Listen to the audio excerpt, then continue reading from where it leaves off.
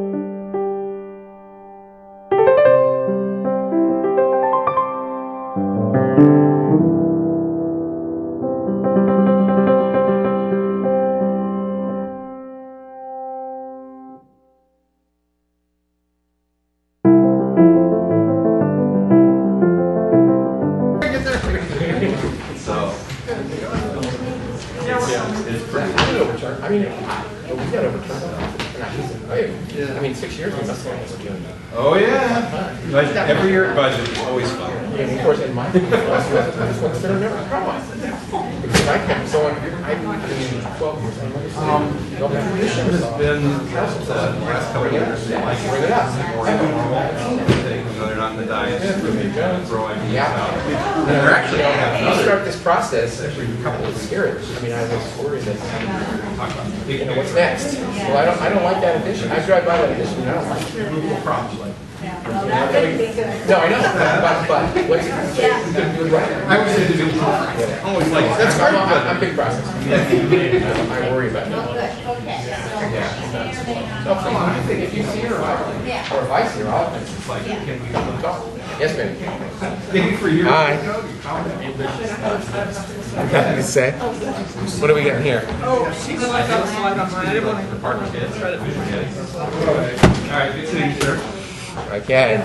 Jump right in. Oh, you're back here? Oh, there you go. I'll be back with you. Did I send you that link that's about their, Not the word. see Michael McCormick's thing? Today? The climate, I look like this every week. climate adaptation guide from the state. It's 210 pages. Oh, we're having a party. But the first chapter actually is pretty good because it has all the laws and stuff and all the AB 32, SB 97, and all that stuff. But then they go region by region, you know what's going to happen. It was a weird, the new one, really. Yeah, I was cordially invited, and I was unable to attend to the same night as I was hearing on Carlos. You didn't. Oh, yeah, it's pretty fascinating. I say Michael.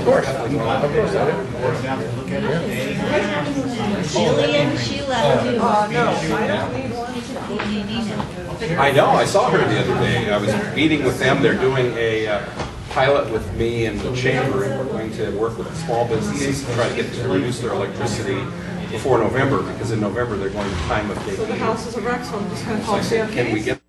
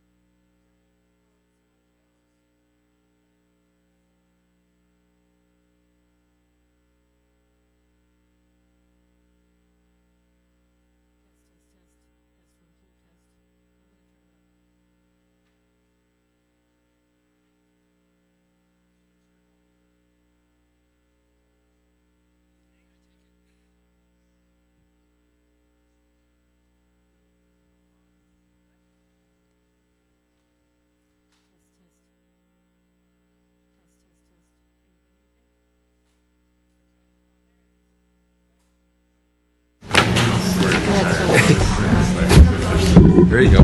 That was a hint. Warming you up, Greg. Test, test, test. Are you getting it? Hi, Jeff. Test. Test, test. Okay, is it loud enough? Test, test, 1, 2, test. Test, 1, 2, test. I had it twice from the same lady. I need to go back to the clerk. It needs to be louder than, Talk about Secret Service. Yeah. She's But I did get a We need to move the table. Yeah, she didn't hear from us. I was like, can you please let me help? I understand. I don't think, I don't know, I haven't decided, but I don't think there's any voter ID. You guys move the table. Mr. Mayor. Okay. There you go. I said, Perfect. Don't walk through the court. Take it with Okay, so then the departments, are we going to have to Mr. Pacelli, Well, Mr. Collins, how are you? I'm fine. But it's early. Yeah. Thank you. Thank you for the note about the no tie. I'm not going to really decide in that direction. That's why, when you make a decision, you have to have a tie. That's it. Oh, is that the rule? Unless it's really hot in the summertime and some of us show up with that tie. Well, Mark just wants to push this right to the last minute. 20 emails. Yeah, Healthy Cities. I'm sure you both know. It happens every year. Amazing. Just in case you're interested, Hector Sanchez just hit home. 7 to 1. Yeah. Sweep the letter. Fabulous. This, Yep. Terrific. Pablo has a home run. Yeah, Hector has a Pablo home has run. one. He has 5 hits. He has 2 triples. I don't know if this Mike will move. We have season tickets. Charter. That's right. All right. I brought my. I would have been here earlier, but my printer was acting up. And I needed to print out something. Huh? You printed too much stuff. Well, Mark either went to the wrong place or... There he is.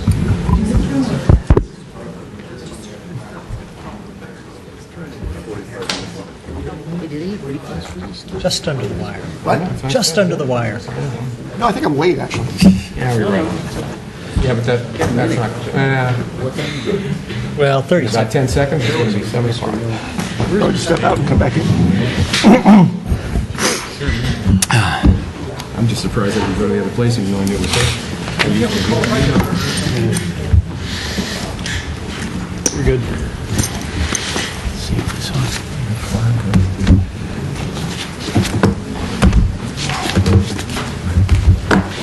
Jeff, you ready? Jeff? Jeff? Mr. City Manager, you ready? I am ready when you are, yep. Okay. All right, want to call to order the meeting of the San Carlos City Council and successor agency to the redevelopment agency, April 23rd. We could all rise for the Pledge of Allegiance. I pledge allegiance to the flag of the United States of America and to the republic for which it stands, one nation, under God, indivisible, with liberty and justice for all. Mic on that? Is it? Yeah, okay. Mr. City Manager, any changes to the order of the agenda? No changes this evening, Mr. Mayor. Any changes from council? None for me. Requested? Nope. Okay, very good. Council communications and announcements. I'm going to start with Mark. Is that all right? Thank you, Mayor. I just wanted to make a brief comment thanking both Mr. Maltby and Mr. Rubens for handling a very difficult situation over the last few weeks. I know it was very stressful at times and difficult, as I mentioned, but I thought you both did an excellent job, and I very much appreciate it. Bob, anything? I have nothing tonight.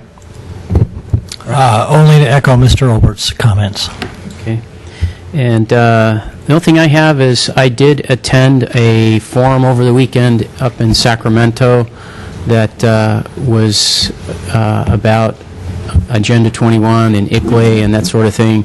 And I haven't had time to go through I took a lot of notes and collected some material. I haven't had time to go through it because we had budget, but I might be sharing some of that with the council at a later time.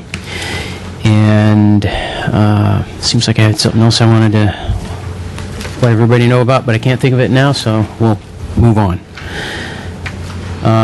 Public comment, and I have one card here. Public comment is for items that are not on the posted agenda.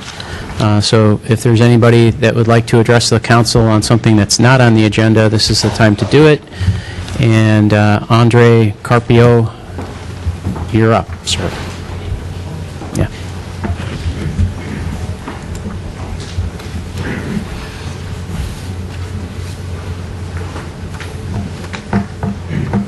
Good ladies and gentlemen, my name is Andre Carpio.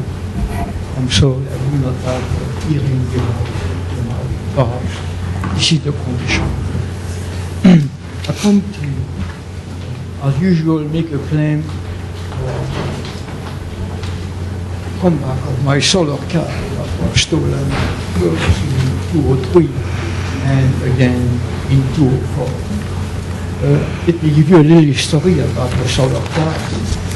When I made the solar car, I started up, it was to build the world speed record. So it was not to have a team or anything like that. And I joined the team, the Berkeley and Stanford team in 1993 on a hit-and-run basis.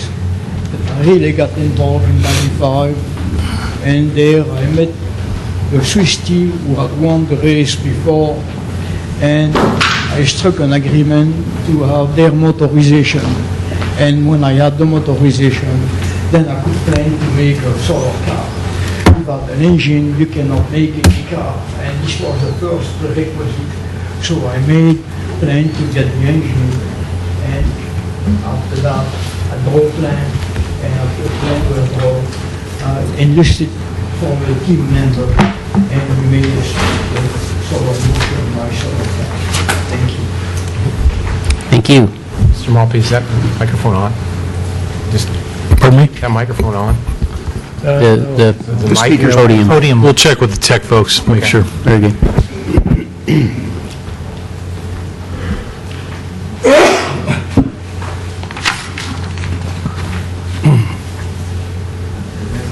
Okay, I just didn't, it seemed like it would, okay, thanks.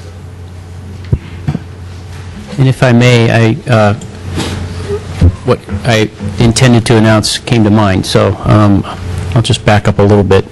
There is an office downstairs in the City Hall that was at one time the IT department, and it was made available to the council, so that office is available to council members.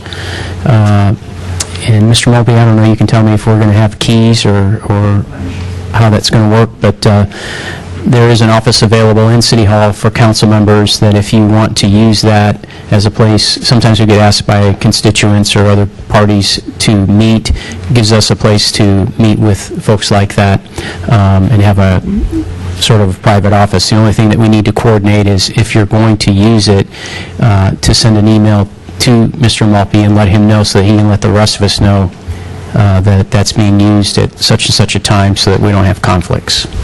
Terrific. We'll look into the key issue. I think it might be in one of the electronic locks. Is it? Okay, very good. So just wanted to let the council know about that. Okay, moving on to item 5, I believe it is. Turn the page. Approval of the consent calendar. Consent calendar are routine items that are in a basket, if you will, and will be approved as one unless anyone from the staff, the council, or the public would like to pull an item. Any items to be pulled? Mr. Giolino? Hold on a second. We'll call you to the podium. So I see here item 5B? Correct. Correct, okay. Is there anybody else that would like to pull an item?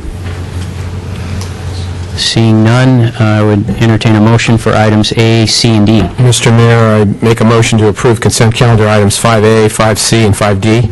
Second. Do we take a vote on that, Madam Clerk? Where is she? There you go. Okay. Councilmember Collins? Yes. Councilmember Grisilli? Yes. Councilmember Olbert? Yes. Acting Mayor Grocott? Yes. Okay, Mr. Gelino, item 5B. Mr. Mayor, members of the council. The reason I'm requesting that you pull item 5B is I introduced a copy of the tax return from ICLEI. The stated purpose for introducing that tax return was that it was indicative that ICLEI is, its mission statement is to further the UN's Agenda 21.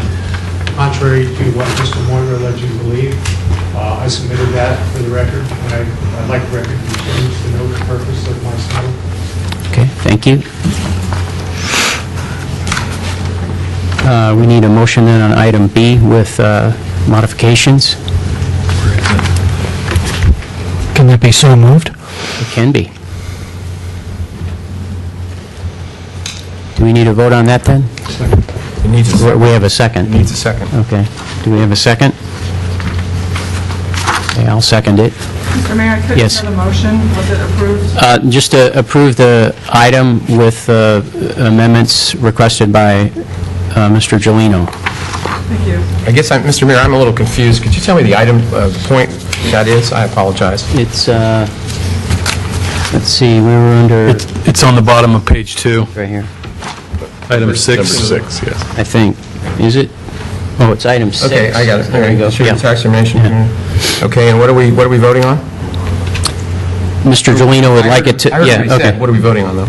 Just to approve the minutes with those changes noted. Well, I apologize. I don't know the change. I apologize. I'm not voting for it because I don't understand it. Okay. I mean, it says distributed tax information. I don't understand what we need to put on. Mr. Gelino, do you want What are you, Mr. Gelino, what are you asking? I apologize, but I didn't understand what you were asking. I'm asking that the record clearly state the purpose for the submittal of this tax return, which indicates that the purpose of ICLEI... In your opinion? Okay. No, not in my opinion, sir. It's on the tax return. Fine. It states it on the tax Fine. return. That's why I submitted. I understand what you're getting at. Okay, fine. And so I'm just asking that the record be clarified that the purpose of my submittal was to demonstrate that ICLEI's purpose is to further the Agenda 21 from the United Nations. Thank you. Mr. Mayor, may I ask staff a question for clarification? You may, sure. I believe this is a question for Mr. Rubens, and that has to do with whether or not, the material that is being referred to actually would be correctly described as showing that, or proving that ICLEI is implementing the United Nations agenda. I'm just not familiar with the utilization referring to a tax return. Well, my understanding of the request is to clarify that what his purpose was for supplying that. It doesn't mean that you necessarily agree with the statement that's being made, but I think since this is minutes, what Mr. Gelino is asking for is just that the reason that he put that information in was that was his purpose for doing it. It doesn't necessarily mean that you agree with the minutes or agree with any of the conclusions that Mr. Gelino is saying. So that's the question before you, whether you want that to be included in your minutes, his purpose. So if I may, I think what Mr. Gelino wants is that let me read this. So what he would like, and you can correct me if I'm wrong, you can come up to the mic if you like, distributed tax information from ICLEI to demonstrate the connection between ICLEI and the United Nations and Agenda 21. Would that be a fair statement? Okay. On their tax return, it states their mission. Okay, so that's your, okay, very good, thank you. So Mr. Collins, does your motion still hold to pass the minutes with that Yes. minor change? Yes, it does. Okay, and do we have a second? You seconded it. Okay, so I'll second it again. Madam Clerk, if we can... Councilmember Collins? Yes. Councilmember Grisilli? No. Councilmember Olbert? No. Acting Mayor Grocott? Yes. So it doesn't get changed. Okay, moving on to... Excuse me. Yes. Mr. Acting Mayor, I think there's no action approving the minutes by having a 2-2 vote, so... you're correct. Okay, so we need to then somehow approve the minutes. Your choices would be to defer them or to try and entertain a different motion. Why don't we defer them and allow Mr. Giolino to meet with the city clerk and see if they can work that out and bring us language that is acceptable to everybody? Because we potentially could just run into a 2-2 vote the other way, and that's not going to do us any good tonight, and we need to move on. Is that acceptable to you? Mayor, members of the council, the minutes as adopted are your record for the future. It's not up to me to determine the record. I present them to you for adoption, and it's up to you to determine if they're correct or not. So you can, I imagine, go ahead with as they are, or make the amendment now, but they do need to be adopted in some form. If I may offer a suggestion, if somebody from the council was to make a motion to approve these minutes as is, I believe the minutes from this meeting will accurately reflect Mr. Giolino, thank you. Mr. Giolino's comments here tonight, which refer to his intent, which I think he just wants on the record, so. Sure, come on. I'm not certain for your willingness to not vote for correction of the record. The tax return is... I haven't seen it, sir. I apologize. I appreciate that. I haven't seen it. I'm sorry. Well, I wish you would look at it. I wish it was presented to me. I didn't get it. It was presented. I presented it myself, sir. Okay? And that's the point. It's not accurately reflected in the record. The tax return is public record. It's available to you online if you choose to find it that way. And it clearly states the different kinds. That's what they submitted to the IRS. Mr. Mayor, just to be complete here, I would move that we approve the minutes as submitted by staff, or as written. Okay. Yeah, I would go along with that. Okay. We have a second from Mr. Collins. I'll second it formally. Councilmember Collins? Yes. Councilmember Selly? Yes. Councilmember Obert? Yes. Acting Mayor Grocott? Yes.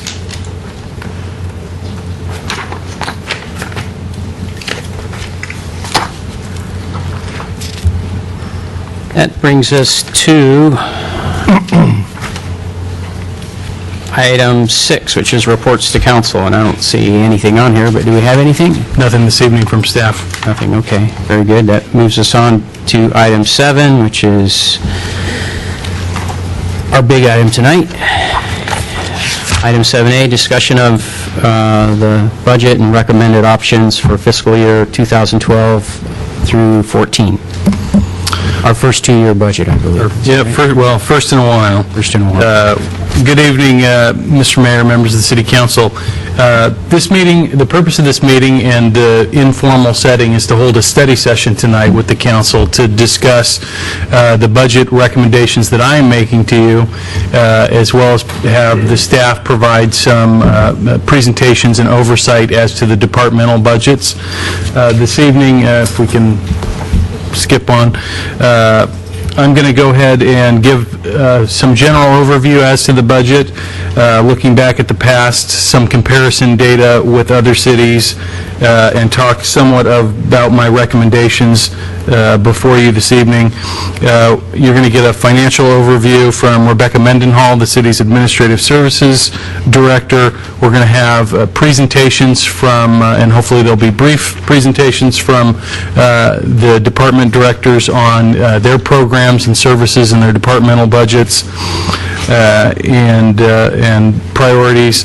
We'll take public comment this evening, and then we'll try to provide a lot of time for the council to ask questions and discuss issues related to the budget with each other and provide us with some direction. Typically, the way that this works is the council has the opportunity to vet most of the issues and give staff direction this evening as to how they would like the final budget to be put together. The staff will then take those recommendations back and finalize a draft budget document that would be presented to council we always shoot for the first meeting in June, and that gives us a little wiggle room to the second meeting.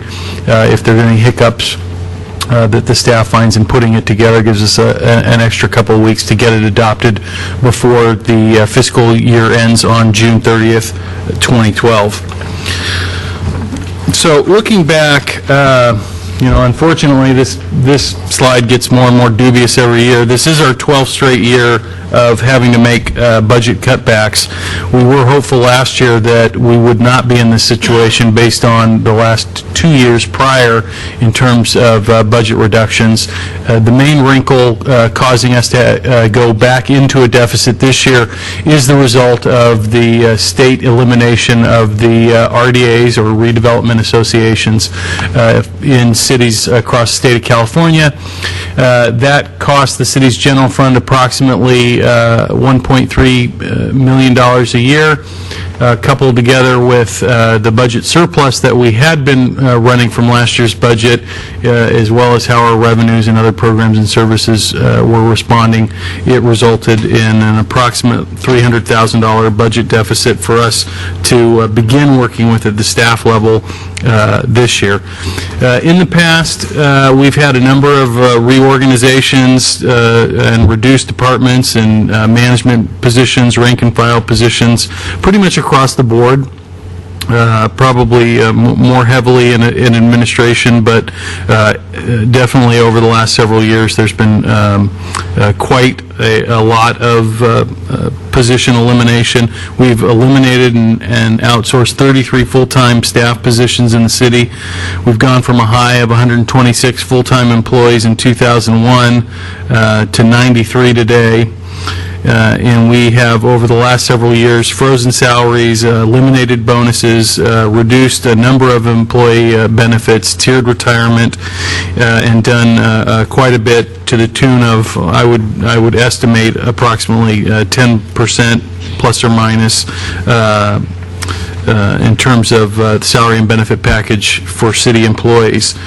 Looking back at the budget as well, our revenue over the last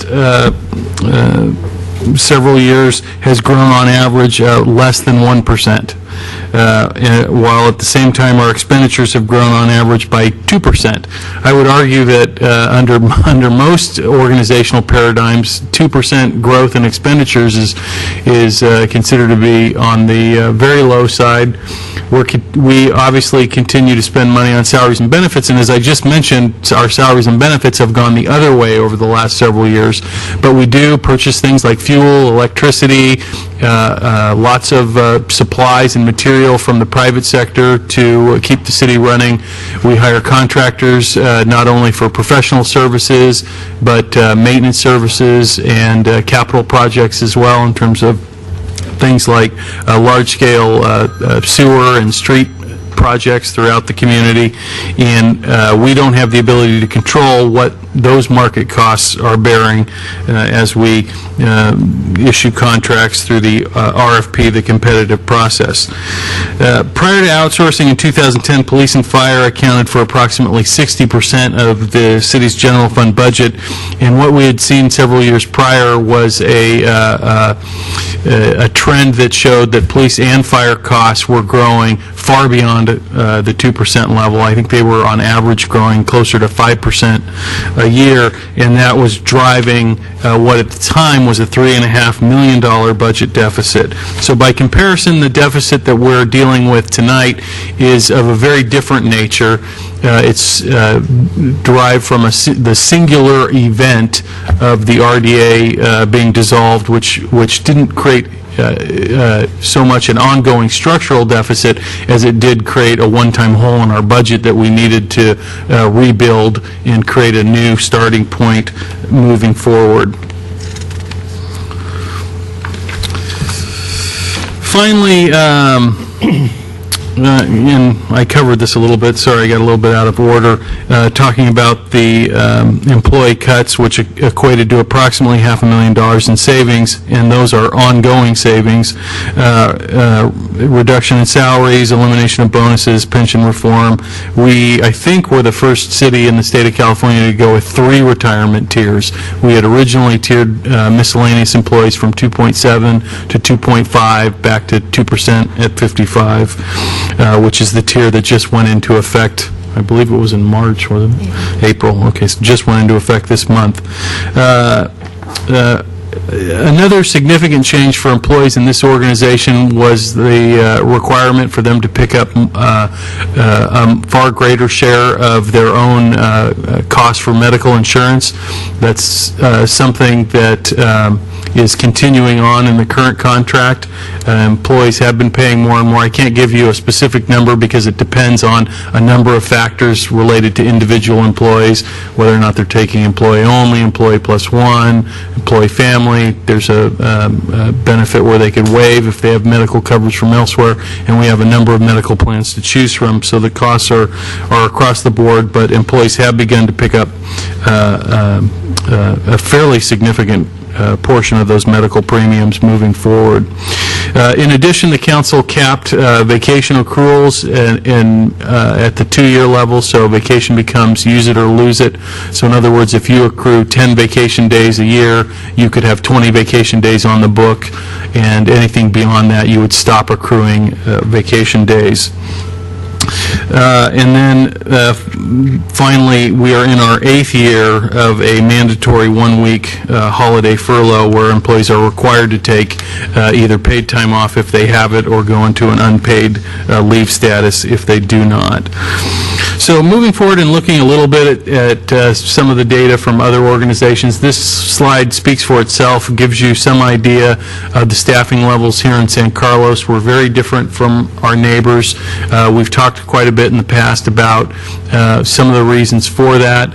I know from the public's point of view, it's easy to look at one city and say, geez, you know, why is City A different from City B? But the reality is, like any business, we each have our own very unique set of facts, and those facts primarily apply to how tax revenue is distributed to agencies. So while our primary source of revenue in the city of San Carlos is property tax to the tune of about $8 million, homeowners, property owners will understand that they pay 1% of their assessed value in property tax through the state and the county. That money gets distributed up amongst a number of taxing entities, one of which is the city, and we get approximately 11 cents on the dollar back in property tax in San Carlos. That's different for every city throughout the state of California, and it has to do with the lottery of what your property tax rates happen to be back in 1978 when the legislation to bring Prop 13 came online. So while you may look and feel and seem exactly like the city next door to you, the amount of property tax that's staying in your community may be vastly different. And at 11 cents on the dollar, San Carlos is one of the lowest, receives one of the lowest shares of its property tax in the county, and it has quite a bit to do with the numbers you see up here. So speaking of revenue per capita, this will give you some idea of the revenue that we receive in San Carlos as compared to some of our neighbors. Again, it doesn't tell the whole story, but it does give you an indication of how we end up where we end up in terms of some of the financial constraints this city operates under. Looking at the next slide, safety and other city services spending per capita, this gives you some indication of how we deal with that. And you're going to have to help me out. I assume these two greens speak to... Yes. Yeah. Which ones? Are they both safety, police, and fire? Yes. Okay, so those are both police and fire, and that'll give you an indication of how we compare to our neighbors on a per capita basis. And as you could see, we spend far less than some of our neighbors on a per capita basis on public safety, although we receive far less on a per capita basis than most of our neighbors do as well. So this evening, we're in sort of what I would call a transitional stage of how we're handling the budget at the city level. My predecessor moved the city from a 2-year budget to a 1-year modified zero-based budget and established a good deal of the form and structure of the budget material that you're being presented with tonight. And so how the process works is at the staff level, we establish a base budget, which is basically last year's budget with some critical or known add-ins that we need to accommodate for at the staff level. We determine the surplus or the deficit. We consider the program adds that the departments feel they need or would desire to meet mandates or community desires. We consider various revenue options that we're seeing, and we work with a tax consultant called HDL, which works throughout the state of California.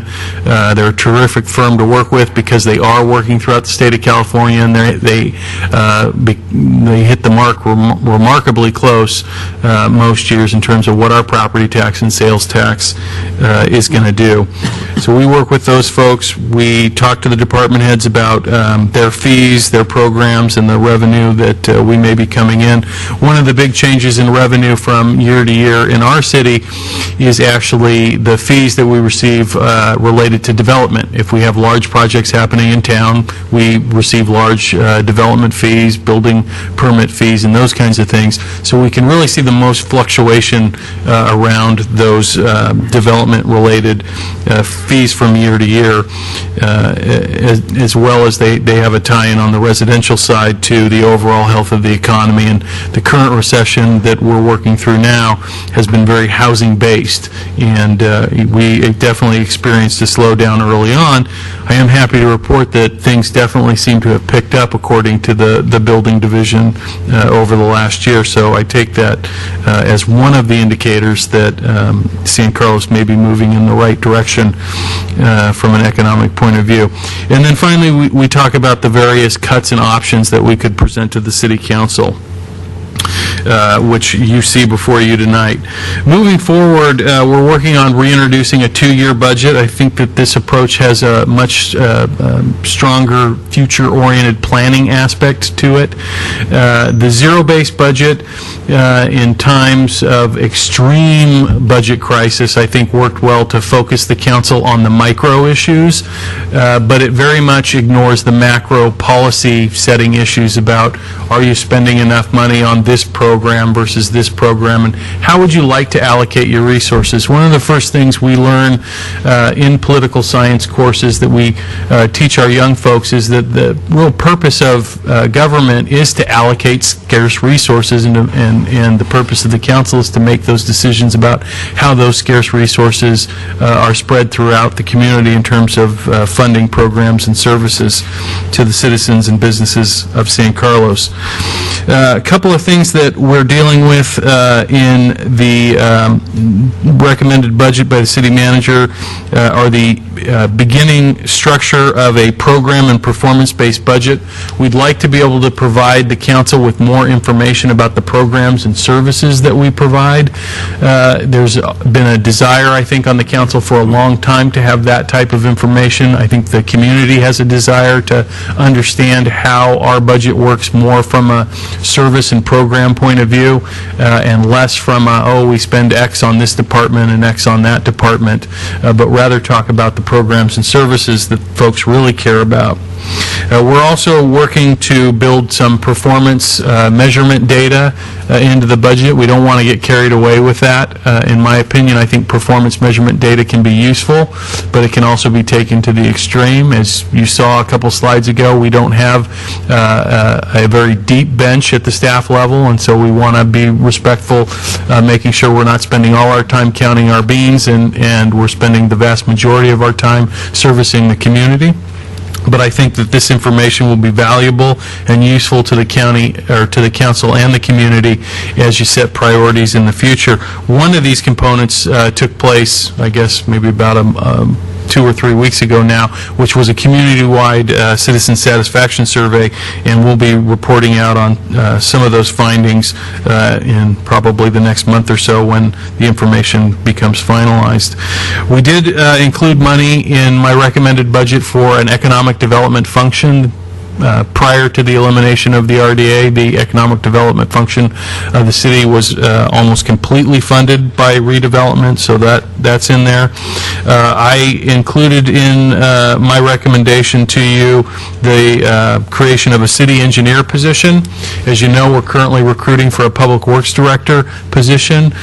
Depending on how that recruitment goes, and specifically who ultimately we hire for that job, that person may have the ability to also serve as a city engineer, and there's some official implications to the title of city engineer and their responsibility for the city, and they're putting their engineering stamp on plans and specifications.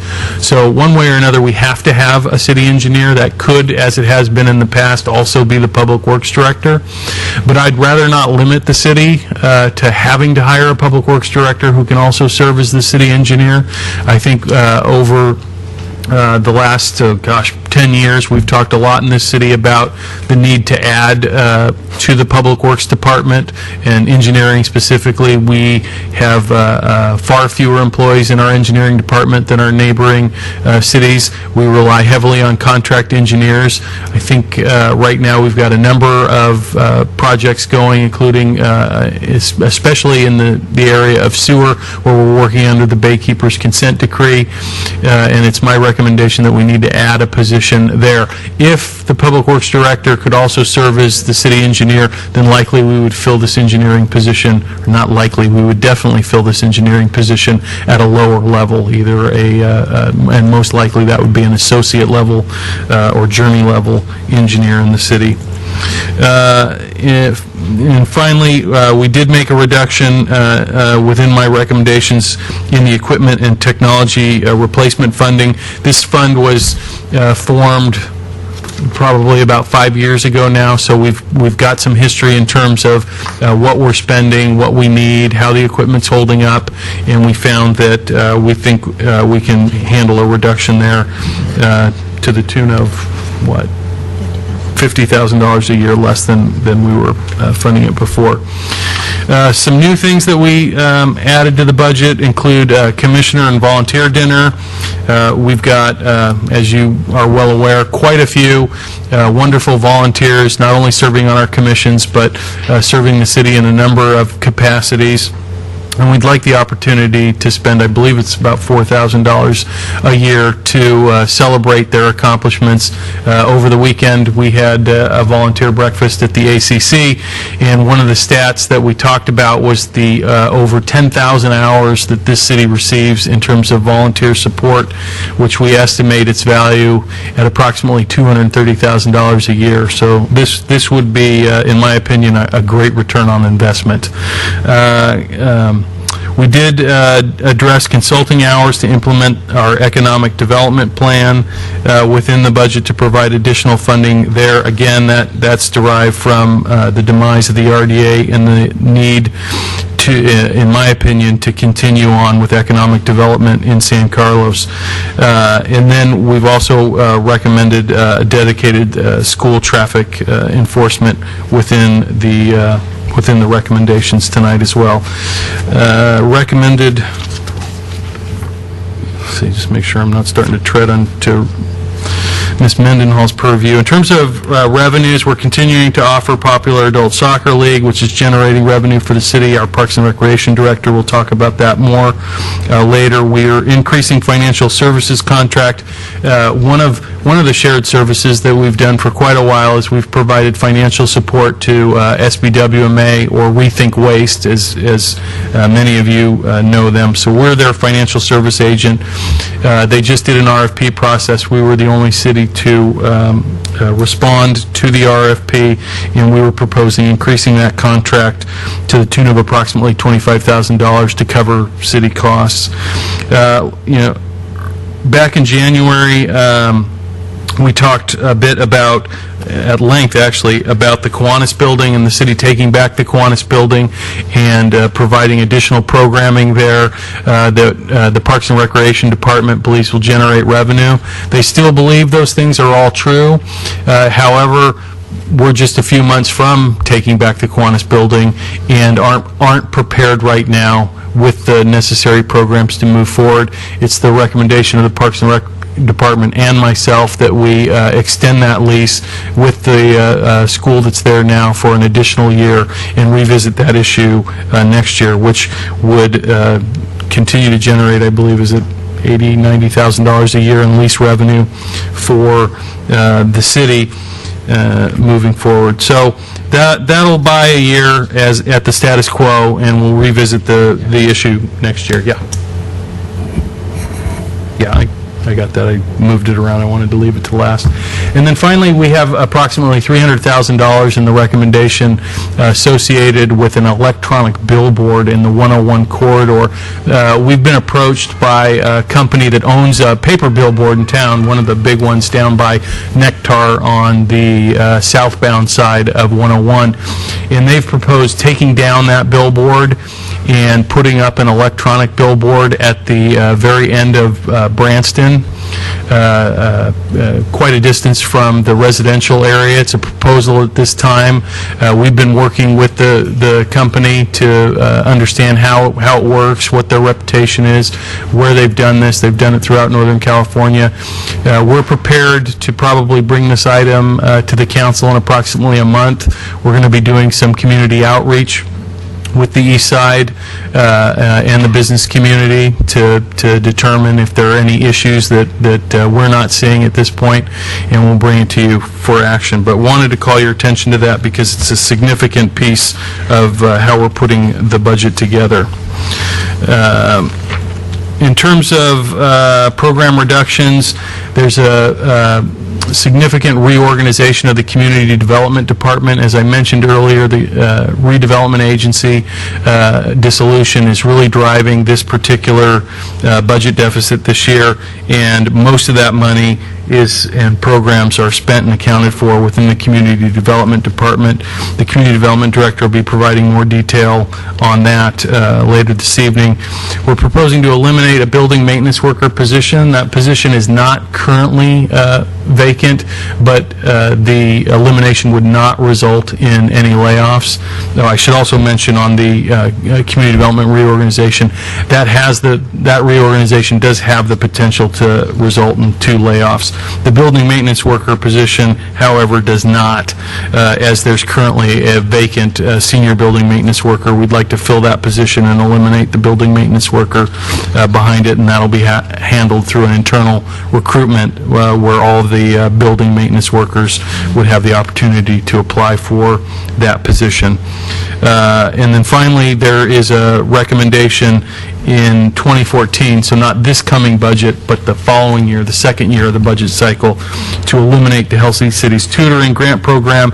Last year, when the council approved the $20,000 for, I think it was 15 and then 5 matching, is that right, for Healthy Cities, the council had also indicated they didn't want that situation to become permanent. They didn't want to be providing that level of funding permanently. So this would allow for us to provide the funding in this current year, next year, but not the following year.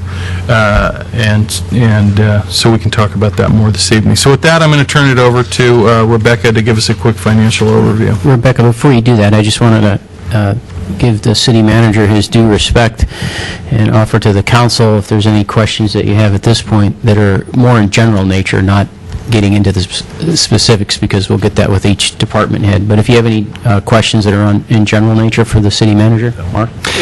Thank you, Mr. Mayor.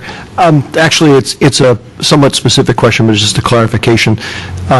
When you were talking about the 93 FTEs in San Carlos, how do we account for the effective equivalence of the outsourced departments in that? I mean, That's a question that we have often received, and we don't really account for it. There's no real, it's so difficult and such a moving target. And, one of the examples, probably one of the best examples, is the police contract, because, and this was an issue that Mayor Grocott and Councilmember Griselli, I'm sure, will remember during those discussions, where the community kept focusing on the fact that I think we showed 12 personnel in the police budget, and while we had 12 FTEs, it really required more than 12 bodies on the part of the sheriff to provide that service. And they provide it through sort of a pool of officers behind the scenes. And it's a very difficult, and the target constantly moves. And so we've chosen to just sort of acknowledge these are the numbers, and then we provide service very differently in San Carlos through the contract model. Okay, so what I should keep in mind then is, to a certain extent, some of the difference between us and a peer community has to do with the fact that they don't use the same kind of service model that we're using, and therefore the numbers are never going to match up. That's correct. And one of the things that you might look at is, and not all cities provide the same services. Some have utilities, some provide water, and so it can become difficult to match them up that way. But I think, and here I'll look to Mayor Grocott and Councilmember Grisilli to help me. I think we had, how many employees in the Belmont San Carlos JPA? Was it 44? That sounds about right. Fire department? Yeah. Yes. So I always say, if you look at the 2001 numbers, where we were at 126 employees, and you were to add in about 22 employees, and you might even make it a little bit higher, because in 2001 there was a fifth company still in existence. So, call it, I don't know, an extra 26 employees, let's say, just err on the side of caution. That would give you an idea of, at our height, without doing a lot of contracting. There was a little bit in planning, but without doing much contracting, where we were at. And it'll give you a pretty good indication of the fact that we're, even then at our height, we were significantly lower than most of those agencies. Thank you. Any others? I just wanted to ask a follow-up question, but on the other side of it, where we were talking about revenue, you had a chart there on revenue, and I suppose the same would apply, that some cities like ours were in certain districts, and so those districts get that tax money, and in other cities they're not in any kind of district like that, like say a water district or something, and so the tax revenue goes directly to the city into their general fund, and then they have to provide that service. Right, yeah. I mean, it likely doesn't go into their general fund, but it would go into a separate fund, and then just like the RDA and the sewer fund for us, it becomes an enterprise fund of the city, and they help cover a share of the administrative overhead in running these cities. And one of the things that I often point out to folks on the peninsula is, because we've got a lot of relatively small communities on the peninsula, is cities our size are inherently inefficient. You have to have certain positions to run the city that you still have to have in a much larger city that you're spreading over a much larger population. And when you've got those other sources of revenue through special districts for either utilities or public safety districts or whatever they are, it provides you with a significant resource to help spread those costs and make your operation more efficient. Very good. Okay, Ms. Mendenhall. Good evening, Rebecca Mendenhall, Administrative Services Director. So tonight I'm going to give you a financial overview of the general fund, the sewer fund, our internal service funds, and our special revenue funds. So starting off with the general fund. The general fund is the primary operating fund of the city. It's used to account for most day-to-day activities, including general government, public safety, parks and recreation, traffic and street maintenance, and community development. The base budget revenues reflect a 4% increase from the revised fiscal year 2012 budget. Some of the highlights of this are that current charges for services reflects an 8% decrease. This is primarily based on the anticipated mix of fees and permits associated with the PAMP development. We discussed this at the 2012 mid-year presentation, that the revenue related to the PAMP project was incorrectly budgeted as fees rather than permits. So in licenses and permits, we're reflecting a 9% increase, and as noted, this is also related to the PAMP construction permits. Due to one-time increases associated with construction, licensing and permits are budgeted back at normal levels in fiscal year 2013. So really what we should do is look at those two line items together, since they do relate to the similar things. Other taxes or franchise fees from utilities reflect a 4% increase. This is due to trend data from the past year.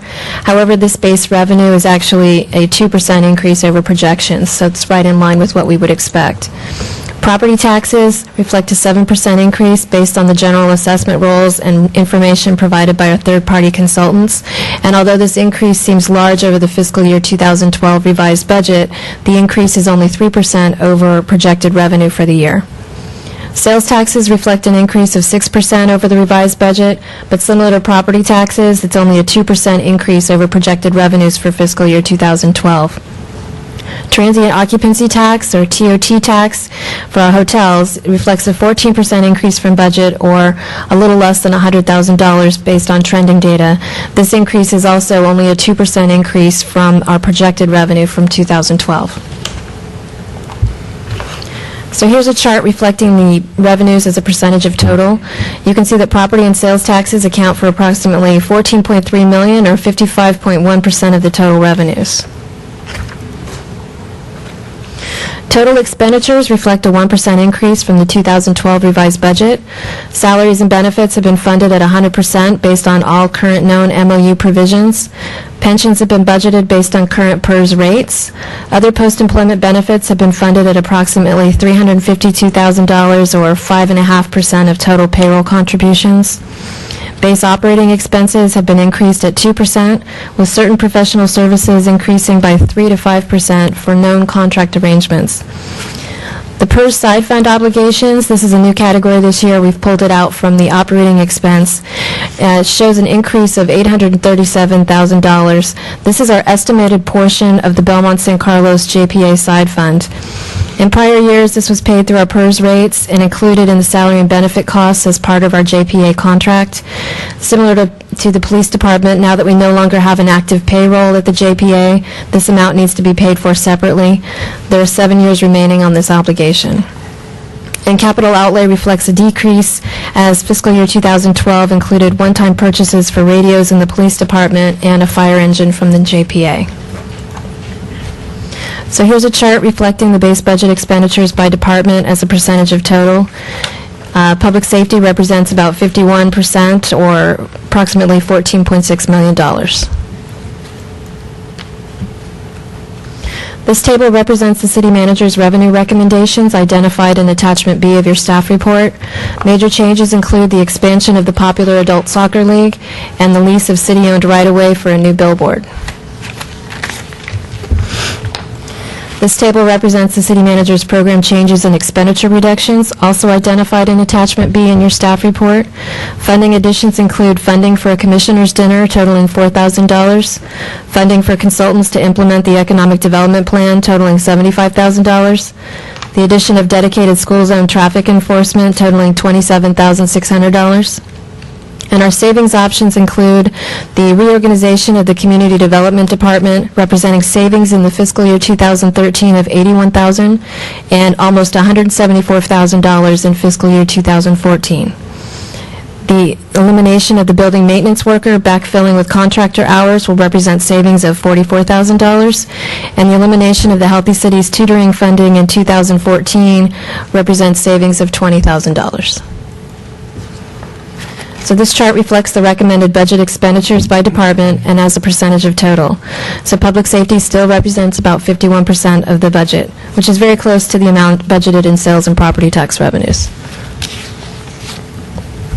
If the city manager's recommendations are approved tonight, the general fund operating budget will reflect an approximate $195,000 surplus or a $40,000 surplus after one-time public safety funding. The $130,000 noted here in one-time public safety funding is the final year of the Y rating associated with the transition of the employees from the city to the sheriff's office. Council can consider using the surplus to remove recommended cuts from the list, fund additional enhancements, increase reserves, or transfer the surplus to capital to fund infrastructure improvements. So moving on to the sewer fund. The sewer fund is used to account for sewage treatment, transmission, major replacements, and improvements to the city's sewer system. Revenues from rates can only be used for sewer-related projects. Revenues are budgeted 11.2% higher than the fiscal year 2012 revised budget based on projected Prop 218 rate increases. Although the increase shown here is 11% higher than the revised budget, the increase is only 3.8% over the projected revenues for fiscal year 2012. Revenues in 2012 include one-time increases related to the PAMP development project and sewer connection fees. Salaries and benefits are budgeted based on known provisions. The South Bayside Systems Authority, or SBSA, plant operations are budgeted 5.2% higher based on information received from SBSA. This increase includes payments on the line of credit that SBSA has been using to fund their ongoing capital improvement project. Other operating expenses are budgeted at $205,000, or 21% lower, since fiscal year 2012 included contractor costs associated with capital projects that are anticipated to be completed this year. Bond payments, while they look like they're budgeted lower, are actually consistent with the debt schedule. When we put together the budget for fiscal year 2012, it was anticipated that SBSA would be going out for new debt service. This is not anticipated now until fiscal year 2014. And the capital projects will be discussed at the capital project study session in May. At this time, we're not recommending any changes to the sewer fund budget. The special revenue funds are used to account for revenue sources for which expenditures are restricted by law or administrative action for specific purposes.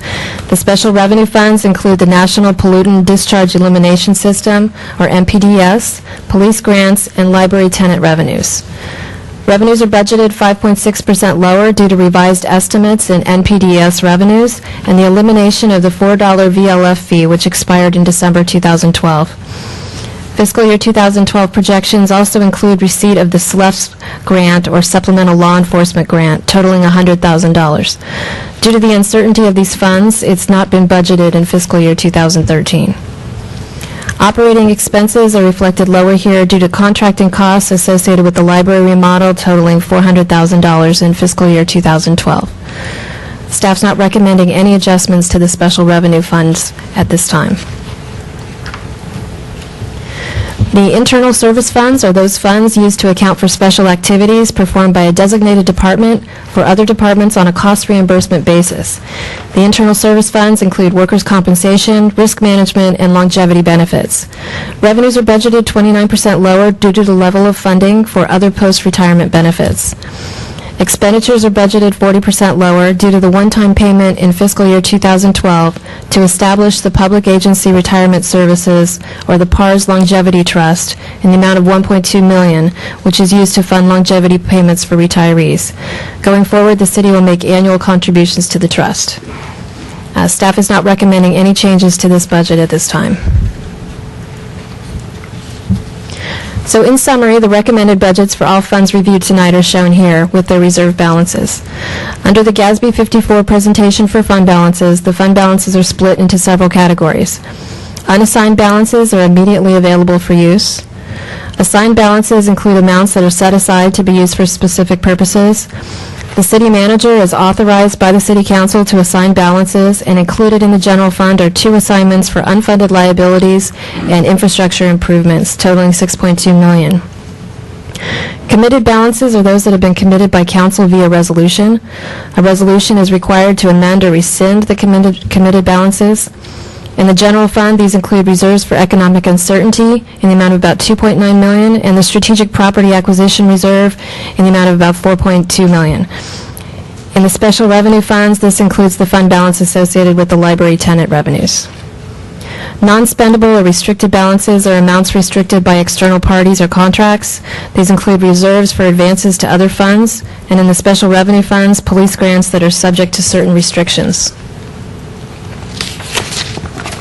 So looking ahead, there's still threats to the budget. CalPERS rates continue to grow, and in March of this year, the CalPERS board approved a recommendation to lower their discount rate from 7.75% to 7.5%, which is projected to increase our rates by 1 to 2% for miscellaneous and 2 to 3% of payroll for safety employees. These increases will be phased in over a 2-year period, and the details of how it will impact us will be known in October of this year. Unfunded liabilities include pension and retiree health. Since we're part of a risk pool, a statewide risk pool, CalPERS does not provide the total unfunded liability for each tier. They only provide the statewide totals. However, on average, if we look at the risk pools, we can see that they've been funded at approximately 65% of the total obligation, and this is down from 85% from prior years. The Belmont San Carlos JPA still has remaining obligations. Of those, the largest are those that relate to pension and retiree health. Unlike the city, there's no ongoing payroll to provide payments toward these unfunded obligations. So staff from both Belmont and San Carlos have been working with a third-party actuary to discuss possible options. At this time, preliminary estimates reflect an unfunded pension liability of $19.5 million and retiree health of $2 million. Under the JPA funding formula, the city's portion of that is close to 53%, or approximately $11.5 million. Other threats include the possibility of another recession, energy and health care costs, and the state budget deficit. Since 2005, the state has shifted close to $25 million from the city. And this includes all the ERAF, CRAF shifts, VLF losses, and the elimination of the RDA on February 1st of this year. So that concludes my presentation. Each department has prepared a short presentation for you tonight, and we'll begin with the City Manager's Department. Mark? Yes.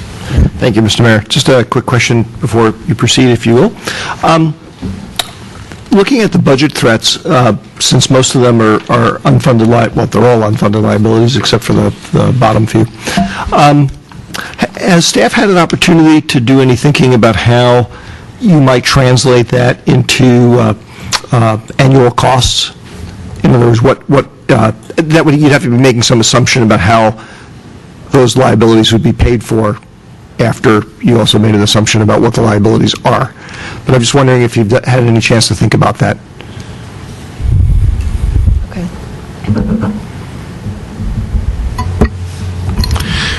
We have a little bit, and there's really no way to proceed without knowing what the number is, and so that'll be the first step. Once we've got the numbers, or we think we've got the numbers nailed down, our thought was to take a look at the pension obligation bond market to get an indication on what that might cost, and then to look at any other available options, including sort of self-funding, which is really what we've done up to this point, using trusts and other things for our unfunded healthcare obligations, which would be another avenue that we could then begin to set aside money to pay those obligations. One of the difficult things with PERS is, in terms of retirement, is that your costs of funding the unfunded liability are built right into your rates.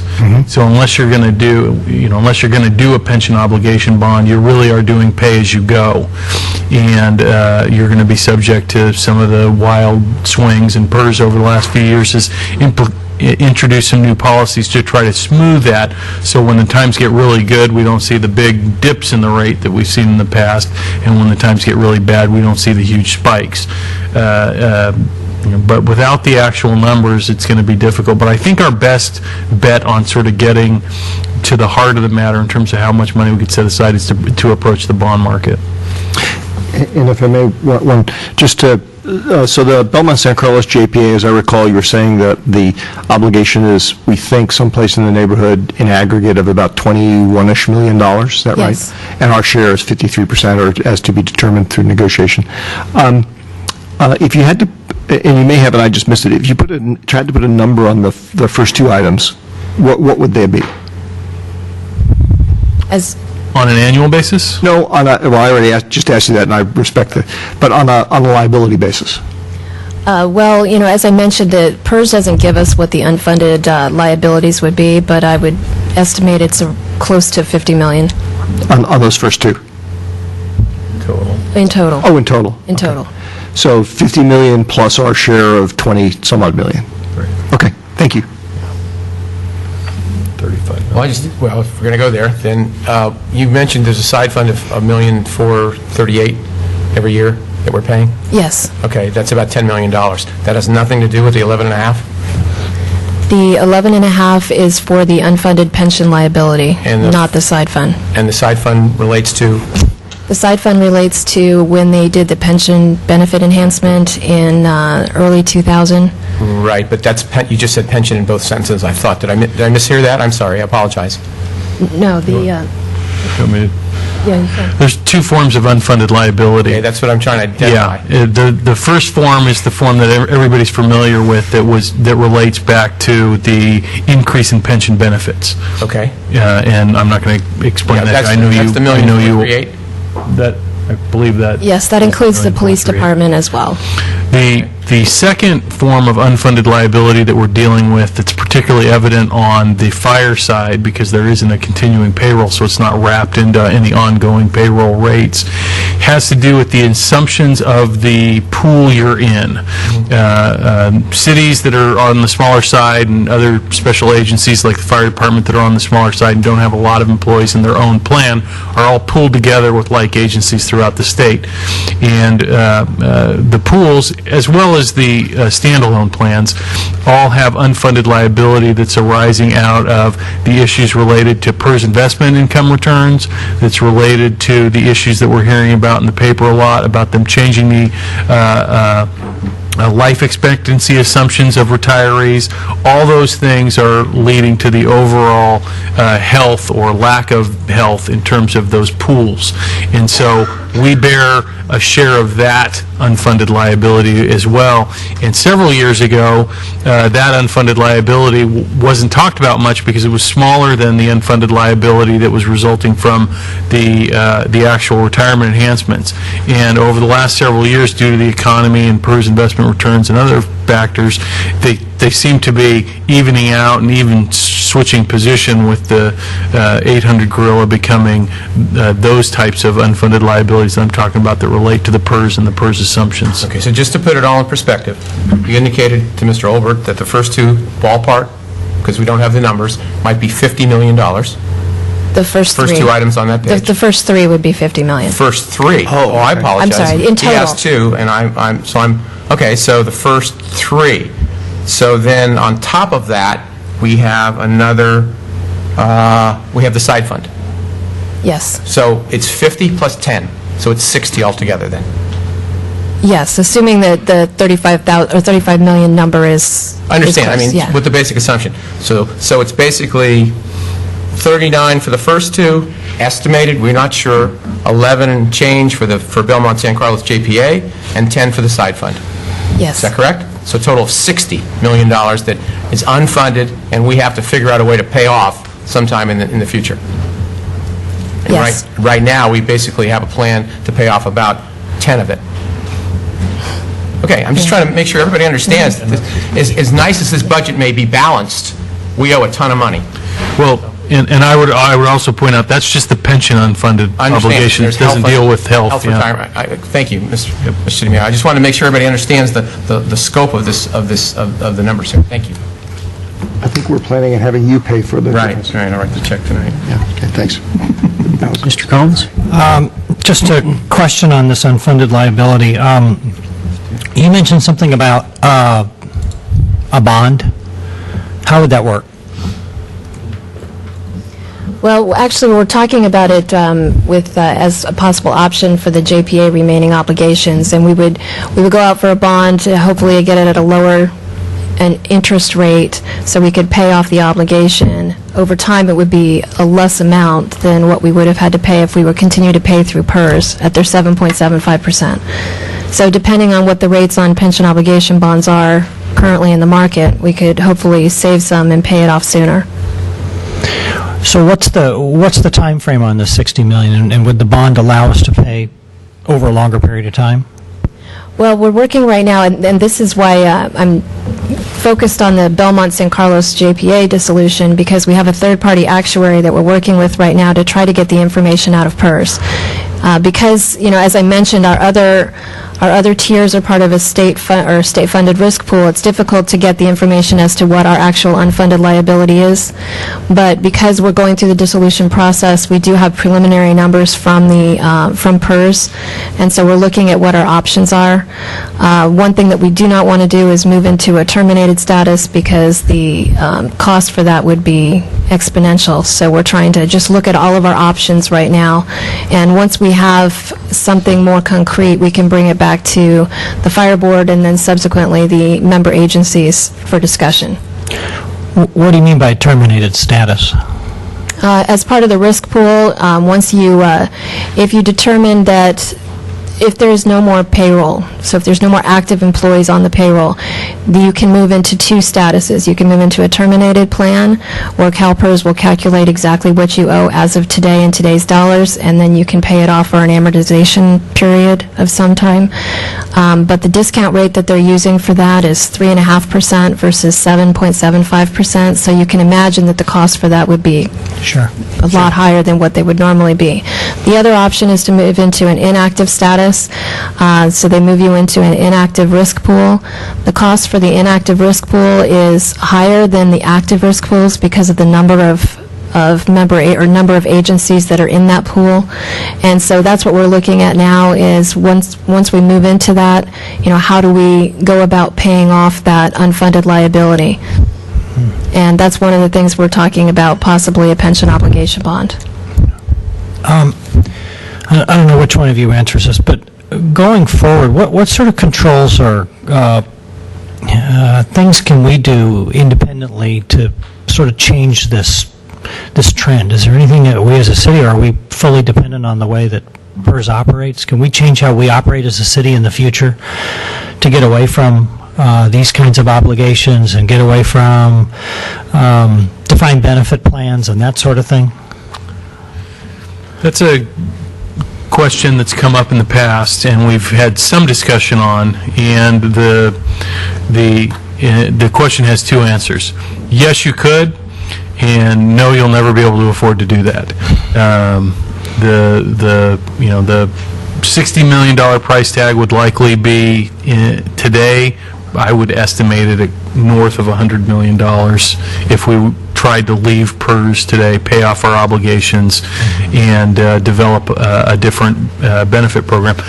What I've said in the past is, circumstances change. It was just over a decade ago that our plans were all super funded, and PERS wasn't requiring many organizations and agencies in the state as PERS members to make employer contributions.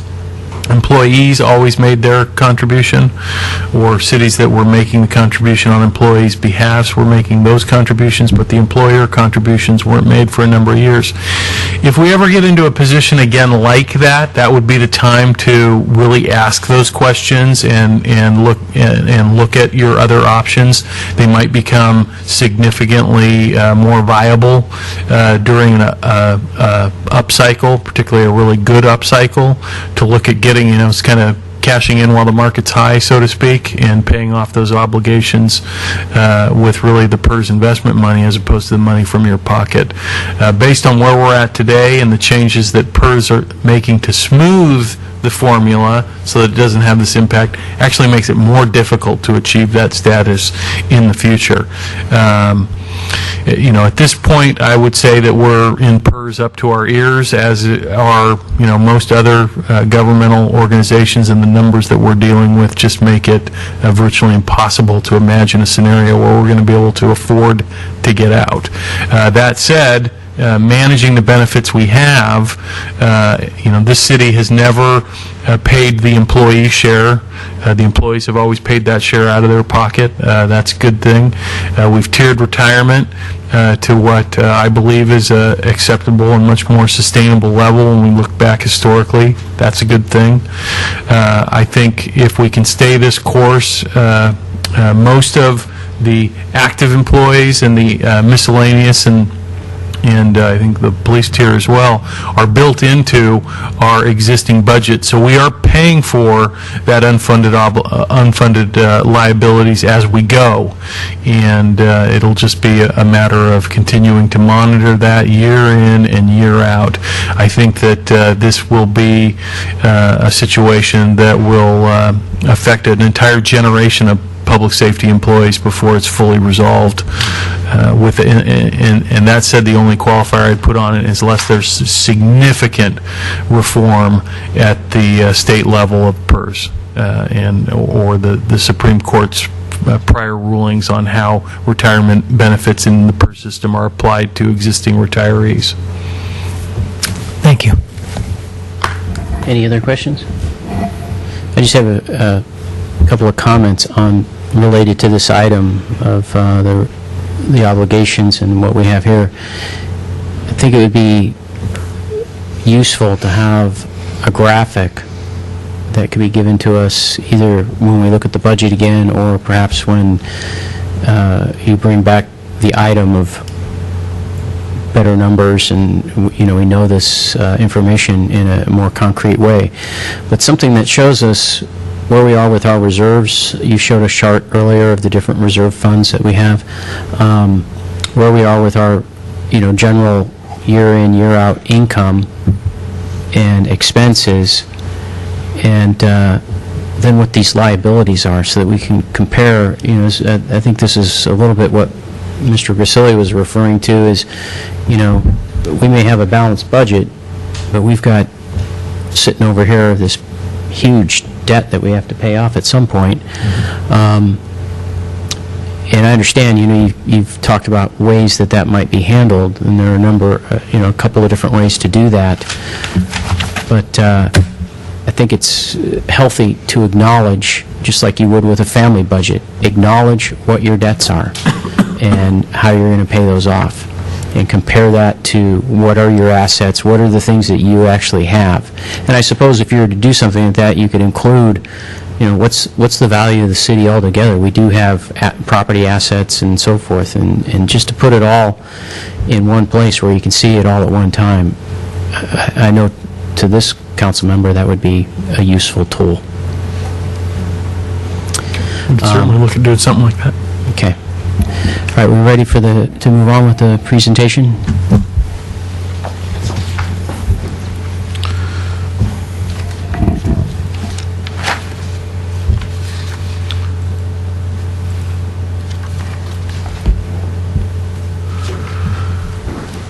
All right, well, we're going to kick off the portion of our program where we're going to talk about departments specifically and begin to talk about the programs that those departments provide. The city manager's department, as you can see here, is a small department within the city. We've got 3 full-time employees, myself, our assistant city manager, Brian Mora, and our executive assistant, Nikaya Nachman, providing services. This will give you some indication of what we spend our $520,000. That's a net number. The actual cost of the department is $789,000. We do generate some revenue from providing services against the solid waste rates in terms of recycling programs and those kinds of things to the tune of 21% of our overall revenues, which look to be about $250,000. In addition, we do charge a portion of our time to other funds in the city, including the sewer fund being the primary one, we provide the same kind of executive management and oversight to those activities as we provide to the rest of the organization. So those funds pay a portion of the time. That's the same thing that was happening with the RDA when it was in existence. 85% of our budget is salaries and benefits, 10% professional services. We pay for a number of studies every year, the council management, strategic planning process, those kinds of things come out of professional services. A number of, usually when we have unknown projects or things that come up in a hurry, we'll pay for them out of that professional services budget. We pay our share of insurance and risk management, as do all the other departments. We spend about 2% on training and conferences. That's probably 10 or 15% lower than it was when I came into the city, and this city spent quite a bit on training years ago. That's an area of the budget that's been cut back significantly over the last decade, and then 1% on various things. The next slide will begin to show where we're taking the budget and what we would like the information that we can provide the council and the public in the future in terms of what does our department do. Obviously, we provide the executive management for the city operation. We manage all the functions. We manage the agenda development process, interact with the council, the community on a whole host of items. We've got public information and community engagement with the website, social media, newsletters, and other information sources to the community. Over the last 10 to 15 years, this area of service has changed and grown dramatically as our society has changed and grown in terms of our appetite for information, the timelines for information, how that information is processed and provided. This area has become very different than the sort of traditional model that had existed within the city for decades prior to that. Solid waste service management, we manage the Recology franchise for garbage and recycling services. City service issues that cannot be or are not initially reported to Recology can be reported to us, and we follow up on a number of those items every week. We serve on the SBWMA South Bayside Waste Management Authority, or Rethink Waste Board of Directors for their meetings. We provide the property management services for several pieces of property that the city owns, housing property as well as commercial property, in terms of managing those leases, tenant relations. We do generate some revenue from those activities. And then we've got a number of green initiatives and climate protection programs. This is another area of service that we're providing this community, much of which is in response to federal and state action over the years, as the green initiatives and climate protection have grown and changed. I often point out to folks that this isn't an area that's just started in the last few years, as we've talked about this issue of global warming, and actually has its roots going back much, much further in terms of the conversations when many of us were growing up weren't about global warming and climate change. They were about clean air and clean water and smog and those types of things, and garbage and landfills and things that we're more familiar with. Just because we say climate change and green programs doesn't mean that those items have gone away. They're just part of this sort of new thinking at the state and federal level that requires us to do a number of activities, including our greenhouse gas emission studies and green building ordinances and those kinds of things to meet certain requirements that are being pushed down from higher government entities onto the state. Just a little bit more commentary just in general on this slide in terms of where we're hoping we're going. with the budget process. This is the type of information within the various departments that you're going to see and be presented with tonight. And in the future, what we're hoping, future iterations of the budget will begin to show you the actual financial numbers associated with what you're spending to provide these programs to the city and the public, as well as some key performance measurement data to show you what you're getting for that money. So this is our first step in that process. It'll continue when we do a mid-cycle review of the two-year budget next year. We'll have some more data to put more flesh on the bone, and we'll just continue it until we fully flesh out this process, and it will continue to evolve and develop into the future for quite a while, and hopefully generate a good history of data that the staff, the council, and the community can use in terms of evaluating its programs and services. So with that, I'm happy to answer any questions you've got about the city manager's department budget, or we can bring up the next department. Mr. Robert? Thank you. Thank you, Mr. Mayor. Just a quick question, Mr. Maltby. This may have been answered before, just being one of the new guys here. Has the city ever looked at outsourcing the property management function? You know, not that I'm aware of, but that's not to say it hasn't happened. I'll actually ask our Assistant City Manager, Brian Moore, to I think, excuse me, I think, Councilmember Overt, the closest we've gotten is in some instances in the past when we've sold residential properties, we have conducted auctions, and we've actually paid commissions to realtors that have helped us sell the property. The city's philosophy in the past, and again, something always is up to the council to consider, is we tend to sell residential properties when the city acquires them, typically through a road project is the most common way we would acquire a residential property. And if it's a commercial property, with the notable exception of Hawley Industrial, we tend to lease them. If you go to the previous budget, you'll notice that in the property management work that I've done, this year we bring in over $860,000 to the general fund and another almost $200,000 to the library fund here through the tenants. So it's almost $1 million we're bringing in through our properties. The philosophy has been to generate new revenue flows, particularly given, you know, the stuff that's happening at the state level. But again, that's a philosophical question.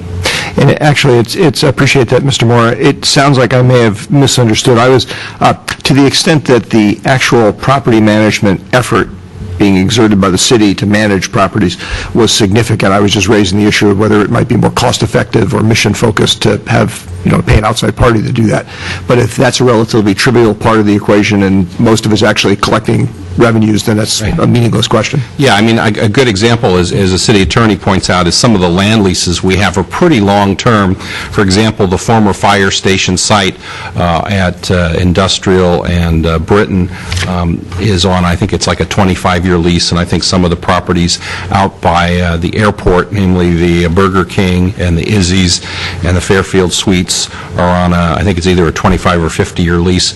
In the case, the only place where we really have short-term leases is actually in this building on the second floor of the library. The policy of the city and the council has been not to extend those longer than 3 to 5 years. The theory is that when we did the new library roughly 10 years ago, some of you will recall that we started out with a very small one-story, 7,000 square foot building. This building has 21,000 square feet on the first floor and 14,000 feet. And looking at cities like Menlo Park and other cities that have followed our path, over time they end up graduating, if you will, into the second floor. So the theory has been that for the second floor tenants, we have relatively short-term leases in case we ever want to utilize some or all of this space for a library. Okay, thank you. Any others? Nope. Okay, moving on then.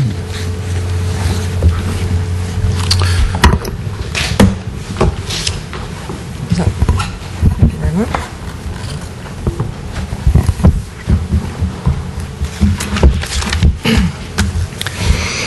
Thank you, Mayor, members of the council. My name is Christine Boland. I am your city clerk, and also I have picked up the title of Director of Community Relations.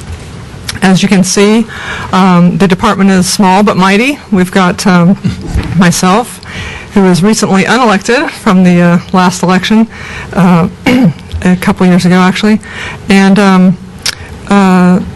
one administrative assistant full-time, and and 1 volunteer coordinator part-time. Like Jeff, our revenues, the general fund contribution total is $393,150. Basically, we don't have a lot of revenues coming into the department. It's all allocated in from other city funds. Our expenses include 59% salary and benefits, 16% general operating, including the copying and printing of all the agenda packets. 22% of our budget is professional services, 2% is allocated out for insurance, and 1% we spend on public notices. On the city clerk side, our core services include administrative support to the council. My focus is to always ensure adequate legislative history, including the taking of the minutes, creation of your agenda packets, resolutions, ordinances, and the history of the municipal code, which is the codification of all the ordinances together in the big green book. Our department manages the vital records of the city, including the records of Vibrant Records Retention Program, including all of the electronic documents and records in 2 different areas, a warehouse at the Corporation Yard and also in storage at Iron Mountain. As you know from your own election process, the Clerk's Department is responsible for coordinating the municipal election with the County of San Mateo. We work closely with the county on every aspect of the election and oversee the contract for them to provide services for all of the polling places and vote by mail. And of course, we also assist you, the local candidate, and orient you before the election and after. And I'm always happy to answer all of your questions on the Fair Political Practices Commission election forms. Back one slide. We also, of course, publish all of the legal notices for the city and work with FPPC on Form 700 and all of the election forms, as you know. On the community relations side, I just picked up this duty, and it's been really fun, I must admit. We have the volunteer coordinator, and she has, she's currently in the Parks and Rec department, but she transfers into this department next week. She has coordinated 2 community cleanups, and the number in parentheses is the number of people who have volunteered thus far. So on 2 days, we had 30 people volunteering. The Goblin Walk, there were 40 volunteers. Night of Holiday Lights, 45. Arbor Day was a Lions Club event. They planted trees at Loyola, so that included a lot of lions, as Matt would know, Mayor Grocott. The Volunteer Expo, which was held a couple weeks ago, we had over 160 participants, meaning public came to view the 35 vendors that had shown up, all of the nonprofits and volunteer groups in town. We held the volunteer recognition event yesterday, where we recognized over 80 volunteers in the city. And next week we'll hold our citywide volunteer day, and that's including many events for folks to volunteer in town, picking up trash, cleaning Laurel, and painting park benches. One slide that I slipped in front of you, which no one knows. The Community Relations Department is responsible for the resident newsletter. We're working on several video pieces, including some public service announcements for Comcast Channel 27. And currently we're filming a bunch of snippets for video for the channel. So one day you'll see the product of that, 10-minute segments of a magazine, and that's basically highlighting the city's involvement in Goblin Walk, things like Night of Holiday Lights, Hometown Days, our youth center, and the programs put on in town, such as CERT. That concludes my presentation. I'd be happy to answer any questions. Any questions? Thank you, Christine. Can you go back to that slide that talked about the professional services that was in your budget there? It showed like 22%. Yeah. What are those professional services? Professional services, we use, election services through the county. We use a firm to codify our municipal code, and they also update the online version immediately after you take action at the council meetings. Any other types of services such as framing of proclamations, any type of professional services that we use, vendors, outside vendors. Okay. But keep in mind, the election costs can get pretty big.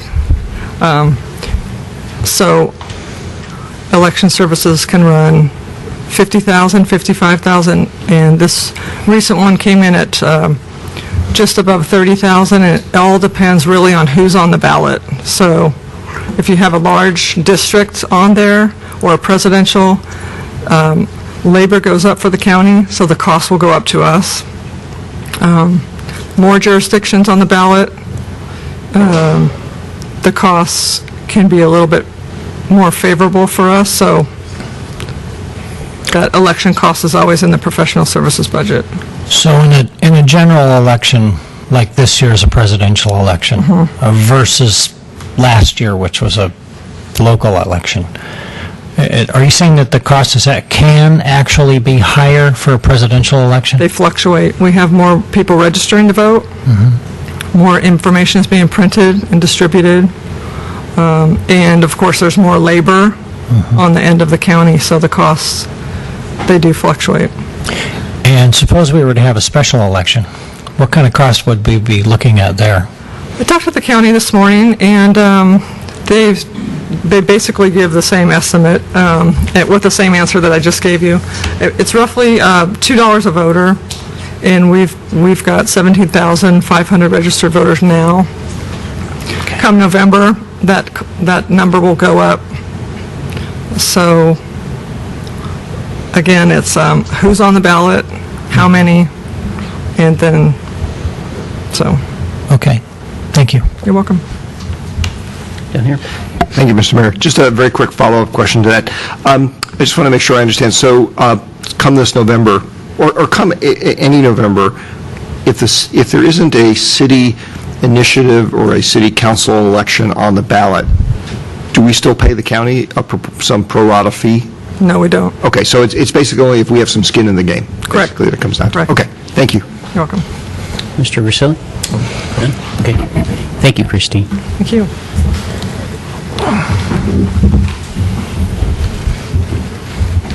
Okay, so moving on to my department, I run the Administrative Services Department, and my department includes finance, human resources, information technology, and risk management.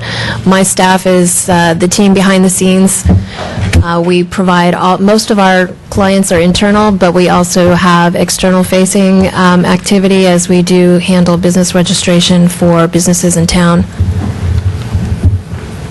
So reflected here is my total department budget. As you can see, total expenses are $3.2 million, which is made up primarily of salaries and benefits and professional services costs. My professional services costs include payroll services, since we've outsourced the payroll, an outsourcing contract for desktop support in my IT department, and costs for audits for both sales and property tax, as well as the financial annual audit, and attorney's fees as they relate to labor relations.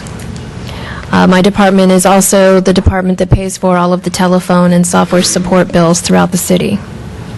However, once you account for the revenues, which is primarily allocations in from other city funds and business registration, the total cost of the general fund for my department is close to $1.3 million.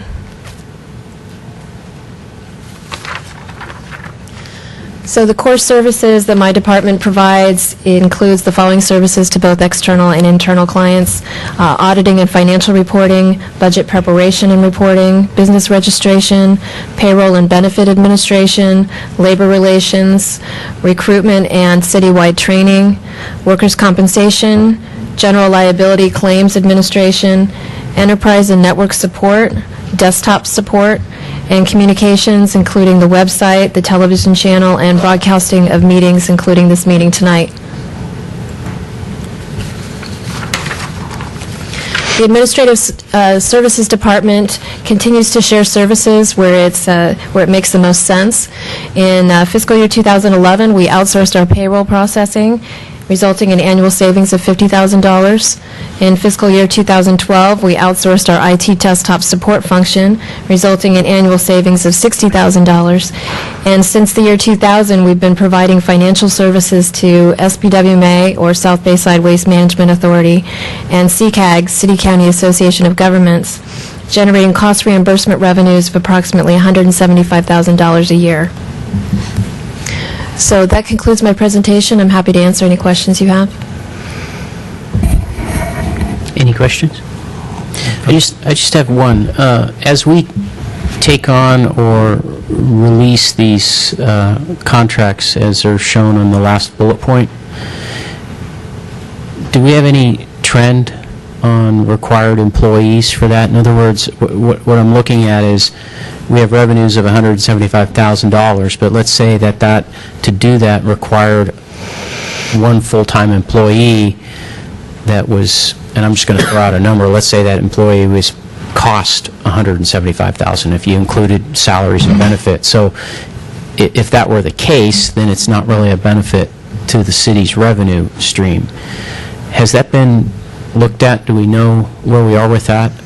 Well, in tonight's recommendation, there is a recommendation to increase the contract with SBWMA, which would increase our financial services contract with them to $125,000 a year. The work is primarily done by one of our senior accountants, and the total salary and benefits, total compensation is closer to $160,000 a year. So the cost reimbursement, it's not for a full-time employee, it's for less than that. The CCAG contract is for $75,000 a year. And so it's not, the work's not done by the equivalent of one full-time employee. It's done by a portion of hours, and the amount of time spent on these contracts can fluctuate during the year depending on the amount of volume that they have coming through. Okay, I'm not sure that answers my question. Maybe I can ask you. Yeah, Wait, go do we ahead. make any money on this? It's a cost reimbursement, so it's... So is it like this, or do we make a little, lose a little? Isn't that your question? Right, because I guess if I can put it a different way, let's also say we had enough work for an employee to give that employee three-quarters time. But we have to, you can't have an employee three-quarter time.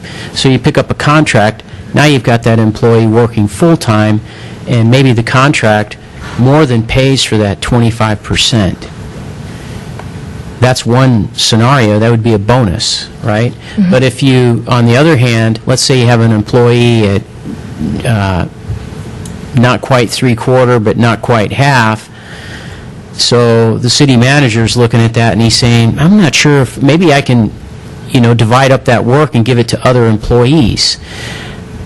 And then instead you take on a contract, but now you've created a position with the number of hours where that person needs to work 1.5 times. So then that becomes someone else's issue to get the work done.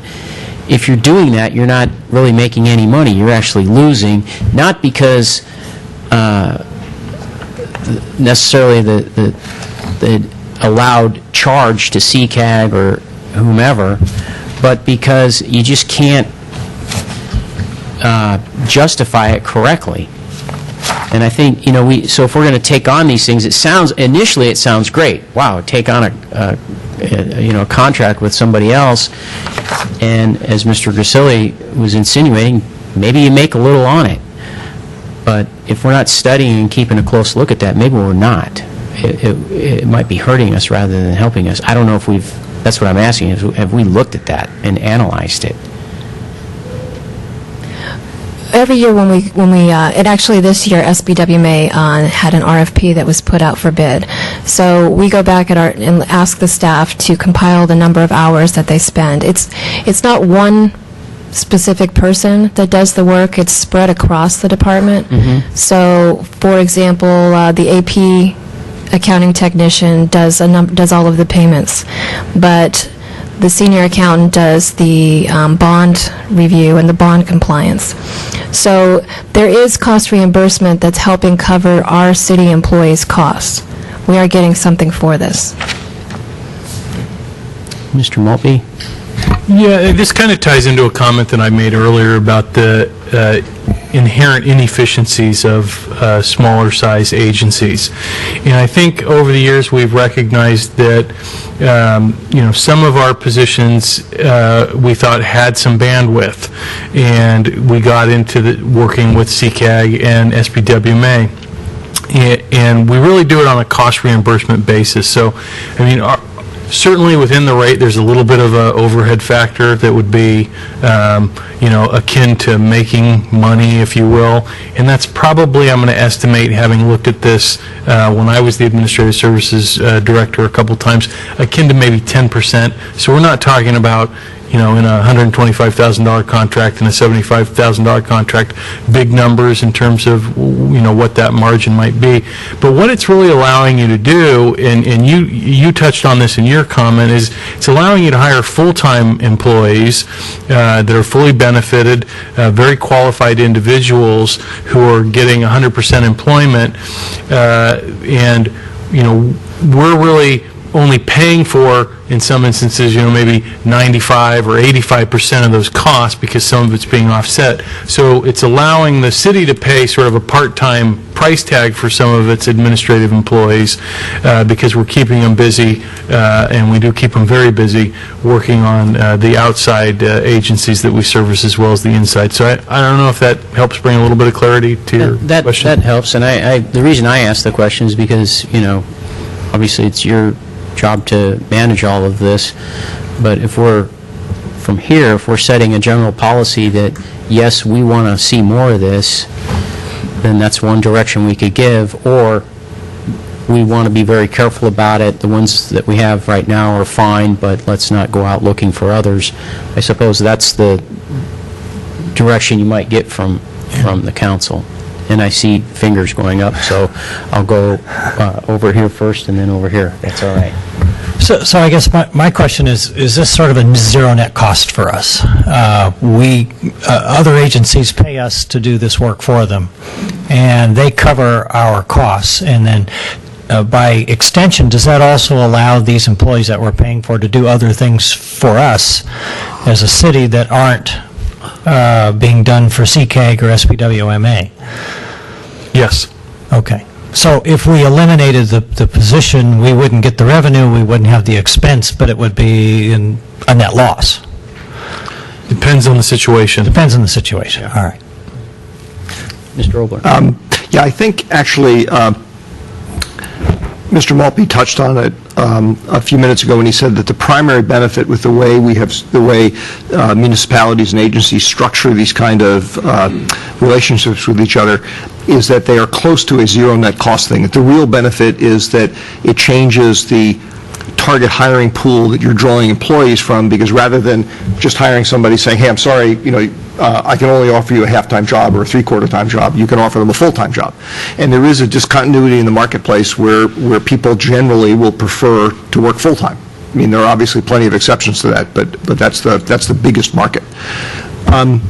What's interesting to me is, I think as a result of that, what it says, Mr. Mayor, is the way you phrased it at the end, probably this means that we want to look carefully at how much we encourage this.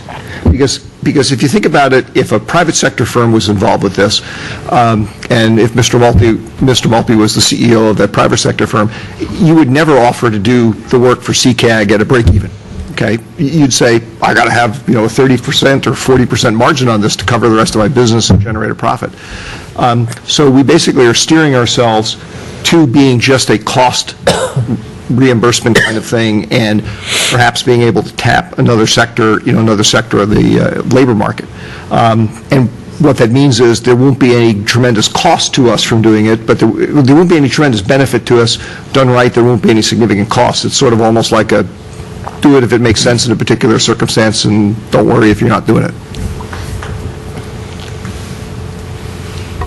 Okay, very good. Thank you.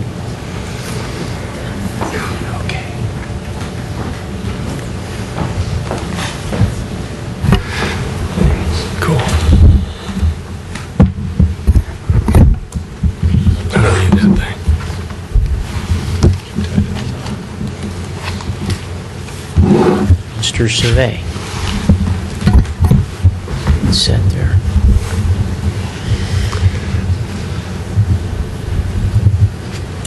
Good evening, Honorable Mayor, members of the City Council. The Community Development Department has 3 divisions: Planning, Building and Safety, Housing, and Economic Development. And this is our organizational chart, and the objective in the Community Development Department is to strengthen and enhance our community character, economic competitiveness, public safety, and disaster resiliency. And on that organizational chart, you'll see 3 yellow areas there, and those are the change areas that we'll be talking with you about tonight. And I'll go into more detail about these positions later in the presentation. Here's the base budget. We have a total department budget of $2,589,700, and we contribute about $600 in revenues to the city. In terms of the core services of our department, this slide primarily starts to show you what our core services are. And core services are those that we need to do based on federal, state, and local law, and they're organized around some guiding principles like managing the development of the city. If you're a homeowner, business owner, property owner who wants to make a change in your building, we'll be working with you. And if you come to City Hall on any given day, one of the first things that you'll see is some folks working with other people at our development services counter.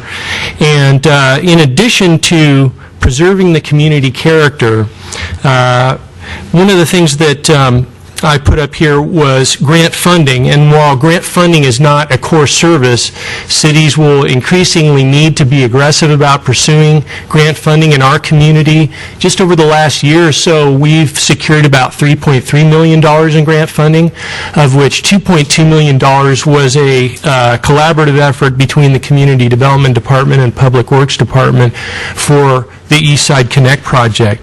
And in terms of public health and safety, this is a key component of our building inspection authority and the protection of our quality of life, and one of the key functions of our building division. Our city has development plans for our long-term economic development sustainability, and it's our job in collaboration with our citizen volunteers and others to implement these plans. These are the broad core functions of the building division, and the building division is overseen by the chief building official.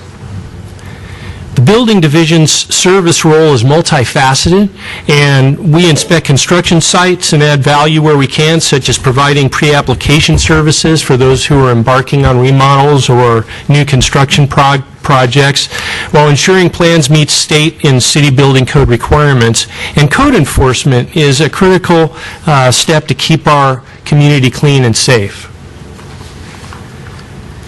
In the last few years in particular, we've worked aggressively to reduce the time spent in the permit approval process through new management and streamlined processes, and we're continuously looking to further improve the response times in our relationships with our clients.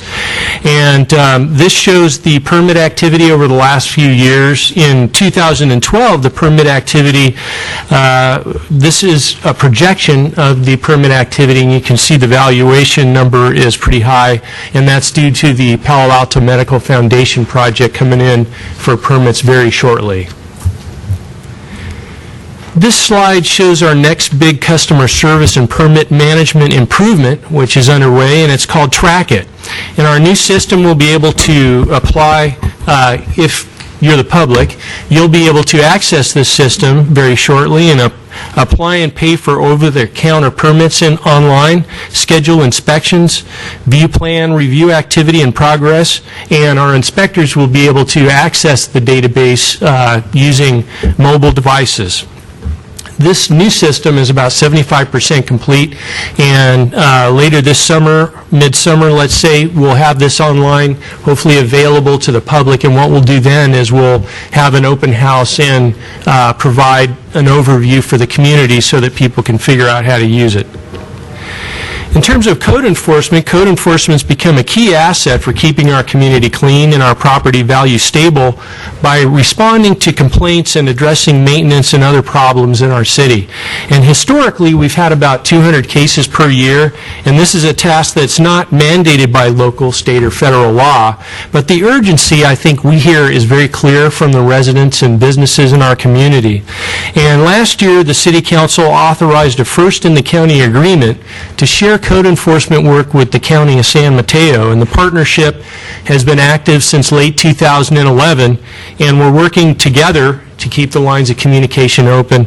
And to date, we've addressed about I'd say a dozen of these cases, and with an average 24-hour response time. And as time goes by, we'll show you more data, but again, this is sort of the infancy of this program. Now, the Planning Division is responsible for three key functions: advanced planning, current planning, and land use regulations, and these functions are managed by the planning manager. The current planning area, we're responsible for getting projects through the permitting and zoning of our city and preparing projects for the Planning Commission, Residential Design Review, and the City Council. We've recently done some award-winning work in the area of long-range planning with our general plan, and now we've got our new Zoom In on Zoning project completed, a complete redo of our city zoning ordinance. And in terms of land use regulation, I think that we're one of the most current and well-positioned cities in the Bay Area. One of our most recent innovations is to provide the city with an interactive zoning map and ordinance. And the official zoning map will soon be available and able to be interactively accessed by the public on our website. This will have geographic information layers overlaid with a Google map, and they call this a mashup, where you mash two different technologies together and get new maps.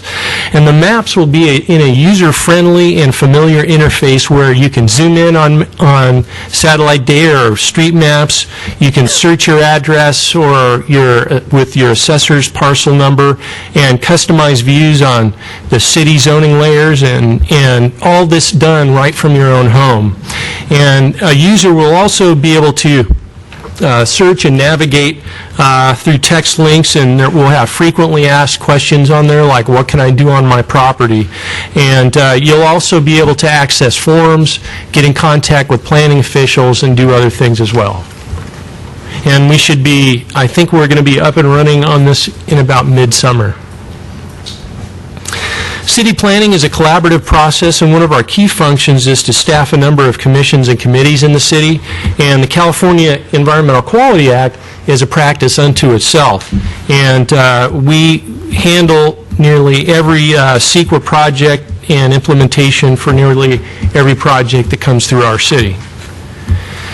Economic development activities in San Carlos are conducted by the Economic Development Division and are managed by the Economic Development and Housing Manager.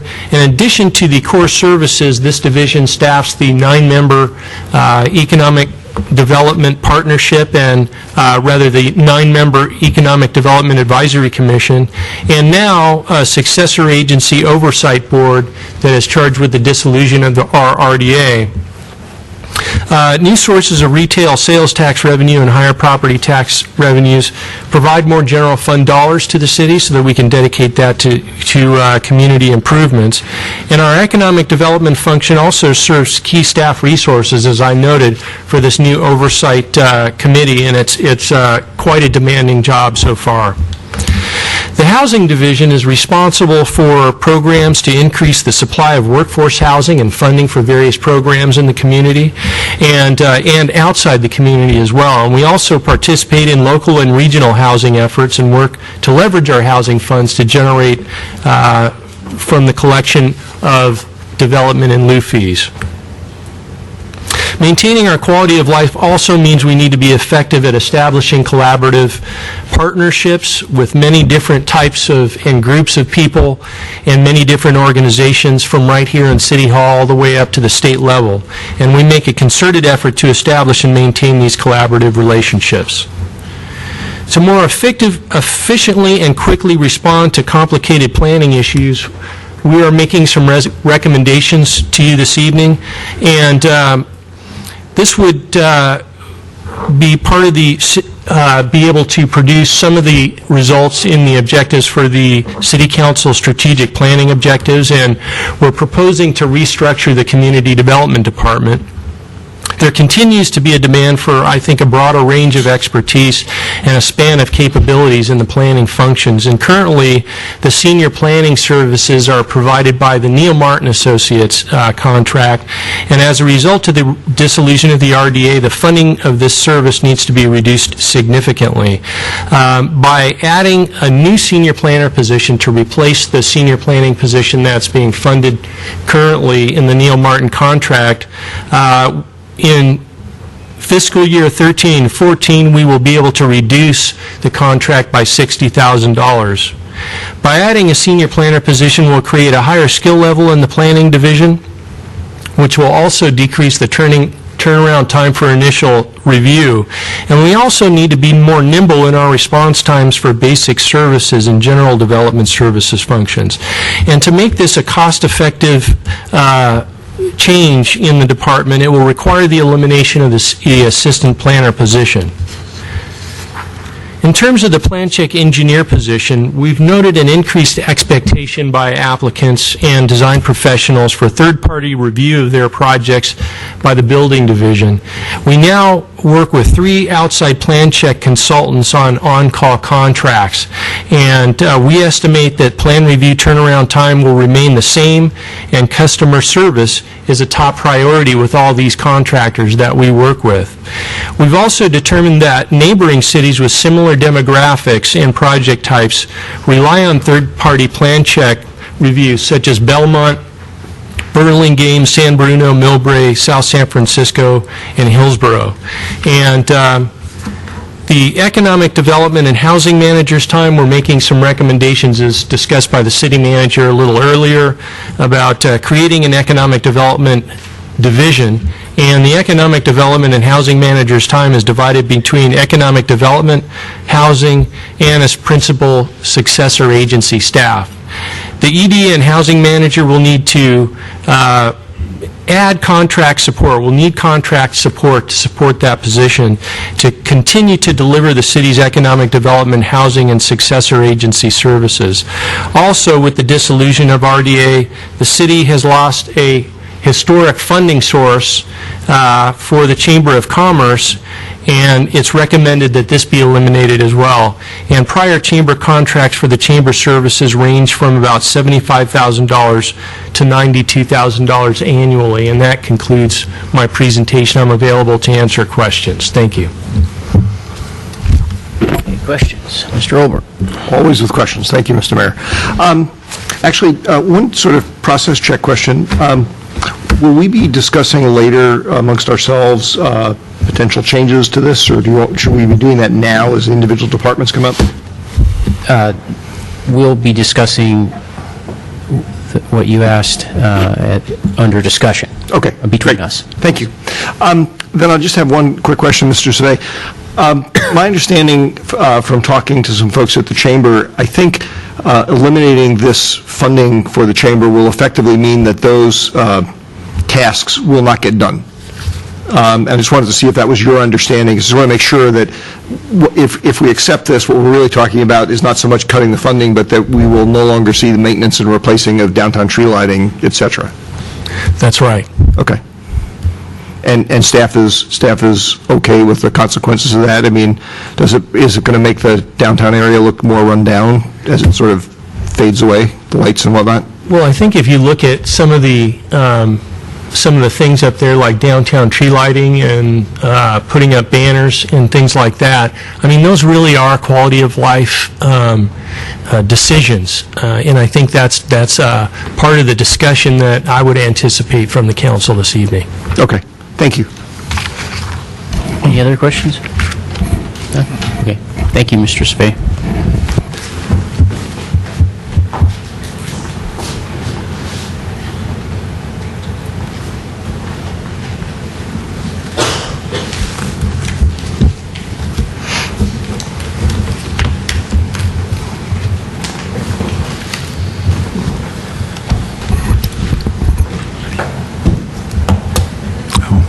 I got it. Got that? Internet.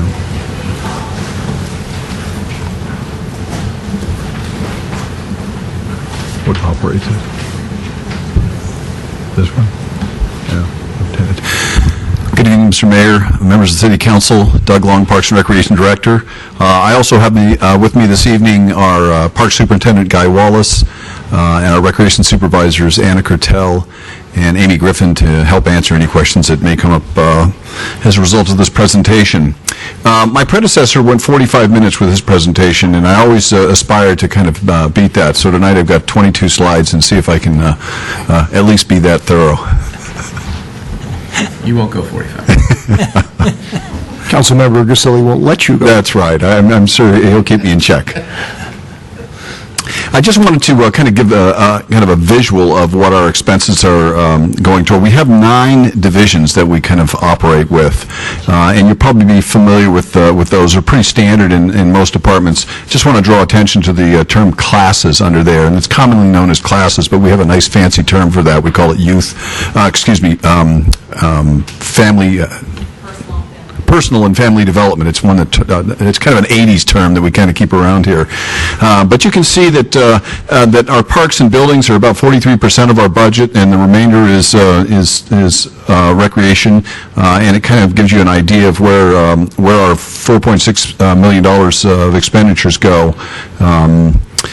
Some of these programs are more subsidized by the general fund than others. For example, seniors, and of course our youth drop-in program at the youth center, and others are basically user fund based, which the biggest expenditure that we have on the recreation side is $837,000, and that is our classes. So we work basically on independent contracts, 60-40 split on those, so we're always looking to turn a dollar on those particular programs.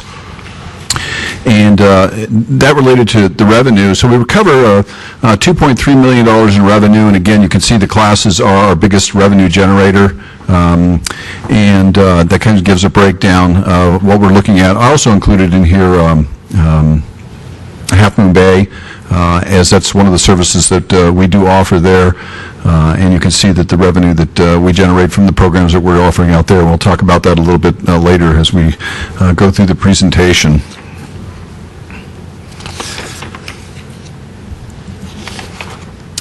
The recreation expenses alone, you can see in a standalone slide where, again, most of our expenses are in relationship to that. And again, you can see that classes are the most costly, but they, again, return the most in revenue. And you can see the seniors are, you know, a large slice of the pie also. It's a very active and robust program over there that we're supporting, and again, that can be said for the youth program. Cost recovery. This is an interesting slide because a lot of the agencies, we all get together and compare our cost recovery. The model back pre-Prop 13 was about 10 to 25% cost recovery that you'd expect. Most things were subsidized. Programs were free. That model changed when the tax model changed for cities. So now you're looking at kind of at a general average term of 50 to 65% cost recovery. Some departments like to go a little more ambitious. Some actually aspire to be 100%. It really depends on the facilities that you have available and the fees that you're able to charge. But you can see here it's based on sheer numbers. It's a 78% recovery, which is quite good in the industry. I do have to mention that included in the revenue is revenues that we get from our cell towers and from the Kiwanis lease. You back those out, and we're at about 70%, which is still pretty good in industry standards. And then just, you know, kind of a comparison of what we're spending on our buildings as opposed to our parks. You can see they're fairly close, but our parks in the contracts and the maintenance that we have, and of course, you know, we've got quite an inventory of parks. We'll look at that a little bit later. And the buildings, the maintenance will be driven by, of course, the nature of the buildings themselves and the infrastructure. The more capital that we spend on keeping those facilities up to date, the more we can keep that in check. So And this is kind of a summary of the charts I just showed you. You can see that in a number of the percentages of administration, and in the cost recovery you can see in the column to the right. So even though our budget is $4.6 million, we recover quite a bit of that in fees, and so the actual cost to the general fund is $2.3 million. And again, you can see where the revenues come from. Most of them are for fees for services, people signing up for our programs, and other revenues that we have in there. And then the expenses, of course, we're in the people business, so most of our expenses are with salaries and benefits, which is pretty typical. But you can see the breakdown of our other expenses relative to the entire budget. So each division, I'll just go and kind of give you just a general overview of what each division is responsible for. And this is my primary responsibility. It's personnel management and the fiscal management, and working with policy implementation, and working with a variety of commissions. You can see there that I've taken on the Half Moon Bay Recreation. They call it a committee over there, but it's a commission similar to ours. I work with the Parks and Recreation Foundation, so I try to work with these groups and receive information about our programs and policies, and develop different strategies to promote and implement our programs. Athletics, sports and fitness, and there's a difference. When you think of athletics, you just think about ball games and stuff like that, but this also includes our different Pilates classes and things of that nature. And you can see, we do quite a number of activities. There's 30 plus different ways to stay active. About 4,500 participants annually, and our adult leagues, although some of the programs start to fall off for in some cities, we continue to have a very strong program here, and it's just a very vibrant, active community in those terms, and we're proud to have continued to develop those sports. And later I'll mention the adult soccer program that we just began to offer.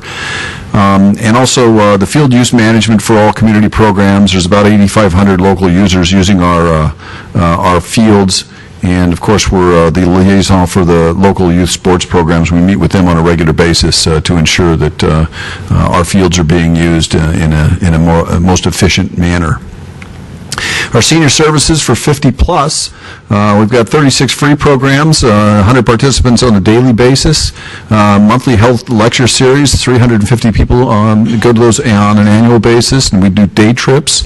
450 folks are involved with those.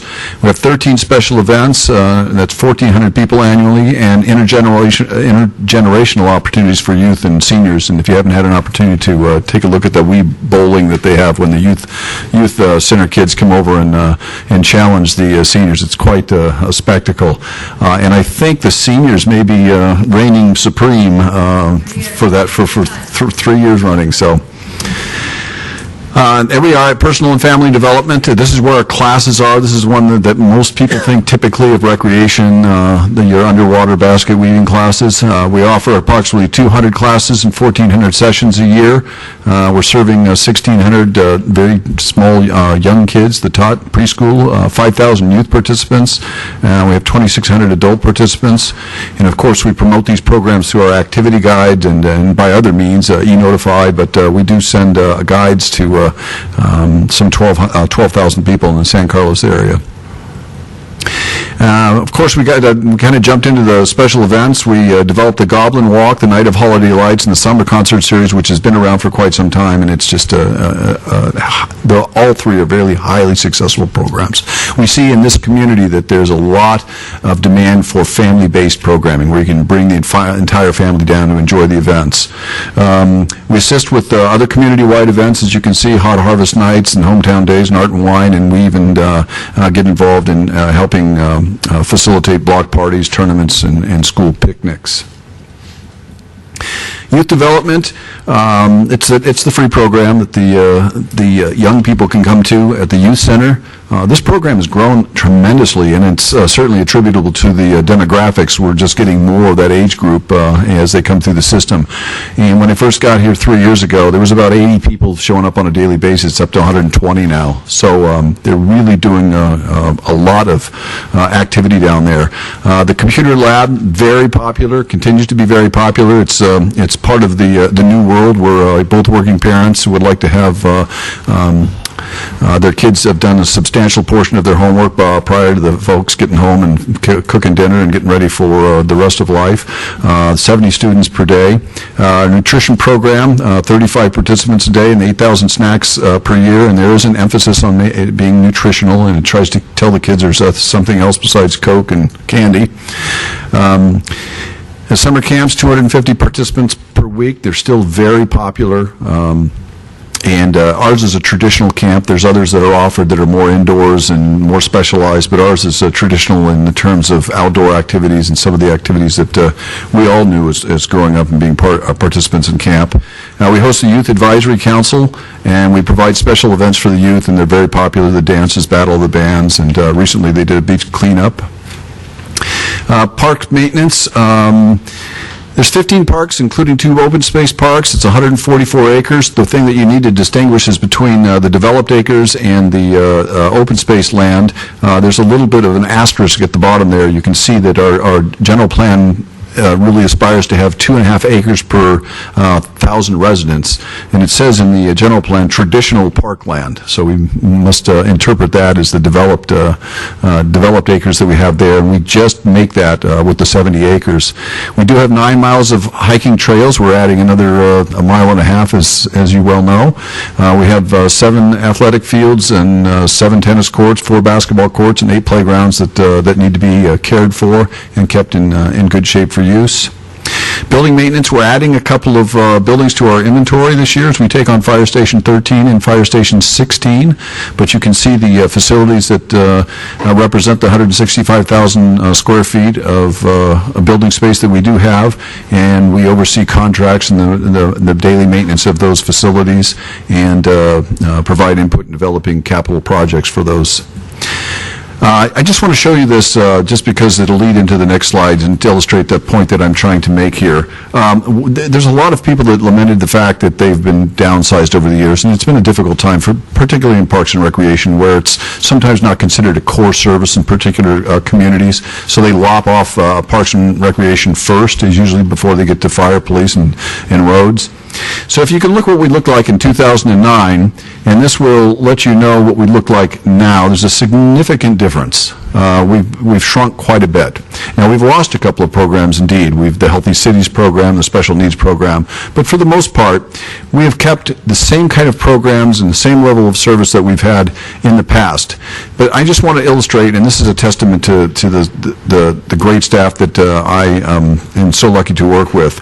We've added a lot of programs since 2009, and that doesn't mean change programs. We've added programs, and these programs, I just want to give you an indication of what we've reinstated. They dropped the adult basketball and volleyball programs at one time. We added those back. Same staffing, we added those back, and they're doing very well. We developed an adult soccer league that just took off, and it's going to add and be capable of adding to our revenue source for next year. We instituted a youth flag football league, and we brought the youth basketball program in-house, and that just means that we used to hire somebody to come and run our program for us, and we figured it would be more cost efficient to do it on our own, to organize it, and staff has done an outstanding job of that, bringing that in-house, and there's quite a number of players that are involved in that program. And we've also, as you know, we've added the Goblin Walk and Night of Holidays Lights since that 2009 time. In youth development, all these programs have been added. You can see the birthday package, party packages program is a very popular program down there, but all these things have been added since 2009, since the organizational change. Senior services, again, a host of activities that we have developed since that time. And also, on top of those programs, we see that that we are the service provider for Half Moon Bay, and as you know, that we answered an RFP and were selected to provide the recreation services for them. And you can see some of the things that we've been developing in the now late into the first year of the program. We have over 1,200 registered participants. We've been advertising the program. You can see the activity guide there is unique to Half Moon Bay.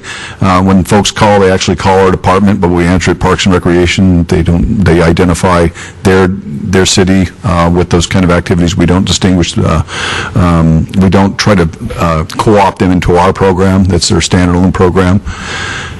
We have new programs that we're developing out there. We're going to have an aquatics program. We've got the camp program that we're getting off the ground, and adult softball leagues that they haven't been.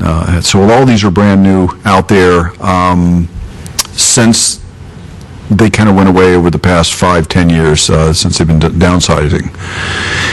And the recommended changes for my particular department, again, we've discussed that. The city manager alluded to the fact that to eliminate the building maintenance worker position, so you understand that there's a senior maintenance, building maintenance position that has been vacant for the entire year. And so what we're saying is we think that we can function rather well if we eliminate the building maintenance position, fill the senior maintenance position, and then backfill the work with contracts and people that are working specifically in those areas where we need them, HVAC, plumbing, electrical, things of that nature. We've basically been doing that for about a year, and it's worked successfully, so that's why we're making that recommendation. And you can see there's a savings of $44,000 in expenses. Also, the extension to the Kiwanis building lease, I made a presentation about the importance of that facility for this community. In the past, we've been able to offer a wide variety of programs. We just got to the point where we couldn't afford it. It was just a better deal to lease the building. And I think we're still looking at that for an additional year beyond the year that we agreed to earlier. And that will generate it's got an increase. It's going to be more than $80,000. It's closer to $90,000 for that particular thing. And then finally, the adult soccer program. Little did we know that this thing would just go viral. It just took off, and we've decided to expand it, rather quickly. After the first season, we're now going to take on 36 teams with 2 seasons, and that just more than doubles the revenue we're able to generate from those programs. So you can see the net revenue from that is an additional $23,000. So anyway, that concludes my presentation. I'll be happy to answer any questions you may have. Mr. Holbert? Mr. Grisilli, did he do it in less than 45 minutes? Absolutely. Great job. Good. Okay. That wasn't my question, Mr. Long. Do we have any information on, how can I phrase this? I'd always be interested to know, with the programs that your group runs, what portions of the demographic of San Carlos are we in touch with? Does that term make sense? In other words, when you have adult youth softball, adult soccer, you're obviously attracting a certain constituency to that. And so that's a way for the city, through providing a service, to interact with those folks. When you have the TOT programs, you're interacting with a different demographic. Senior programs are interacting with yet another demographic. There's all sorts of demographics that you're in touch with. Do you ever try and keep track or analyze what portions of San Carlos you're actually in touch with? Well, it just depends on what the purpose would be. If we were trying to develop new programs based on the participants of existing programs, and that's kind of what we try to do, is get people that have already been introduced to the type of programs that we offer and the organization of those programs. We'll tap into that particular population, but we've never culled any data to say, for example, demographics from 30 to 45, that age bracket, or the demographics in terms of where they're living and concentrated. We've never pulled that information. We do have that available should we need it for any particular reason. Yeah, and I don't mean to launch limited staff in particular off into doing analyses, however interesting they are. The point I was actually trying to get at is, you touched on when you said when we look at taking a program to interact with a demographic that we're already interacting with. To me, there's actually an almost more interesting question, which is, how can we expand things to touch more people? Mm-hmm. so that more people understand, and that's ultimately where community building, it's the community building function comes in. That's correct. That's what I know I would be interested in seeing some attention paid to look at how we expand programs to touch more groups of San Carlos that we don't currently get to. Of course, that doesn't necessarily mean I want to spend more money on it. Yes, yeah, right. Thank you. Any other questions? One. Mr. Long, you mentioned that there's a net revenue, new revenue, I assume, of $23,000 from the Adult Soccer League. Yes. The way it's growing, how do you see that in 3 or 4 years, in terms of, just a guess, in terms of revenue? Well, the interesting thing is, as all sports, we are limited to field space. So it's finite. We can only get this much room for this many teams. So we may, it depends. What's been able to offer this opportunity is the synthetic turf at Highlands. But for that, we probably would be very hard-pressed to be expanding the program as much as we have been. That being said, it really depends on how we develop our parks and if we get synthetic more synthetic fields in our system. If that's the case, we can expand this even more. I think there's a bigger demand for it, especially people like to come to San Carlos from outside. Right now, we've got a tremendous amount of people here that this program has got, and I can't remember what it is, it's like 80% residency, yes, for this particular program. But we could expand it. I think there would be more folks that would join the program, but we're limited by space and time for those programs. So right now, to answer your question, I think we're probably going to be pretty maxed out for the next 5 years, probably. So this program has taken off, grown very quickly, but also reached our capacity to handle all the teams? Yes, I think that would be a fair statement at this point, unless, again, something changes in our inventory. Great, thanks. I had just a couple of questions. You had stated that when Healthy Cities was part of the city, it came under Parks and Rec. Is that That's correct. Okay, I just wanted to make sure on that. In your budget, when you were looking at the revenues from these different programs, I'm curious, I know the school district has started to offer similar kinds of programs. Was that last year that they did that, and how does that reflect at all in your budget? I mean, the idea that you've got competition out there now, and you might lose some participation. Yeah, and I'm assuming that there is an impact. We haven't felt a tremendous impact from the competing programs. The one in particular would be their summer camp program that they offer a very successful summer camp program at Heather School called Stephen Cates, and still we have a large number of people still participating. So for that particular purpose, I think that an expanded program may be serving the community a little bit better. We do see a little bit of decline in participation in our summer camps in the 10 to 12 age group. I think it's whatever it is at Arguello camp, that age group. But outside of that, it seems like we've been able to, I don't know what on their end, their revenues are, but our participation rates seem to have been pretty stable. Pretty solid, okay.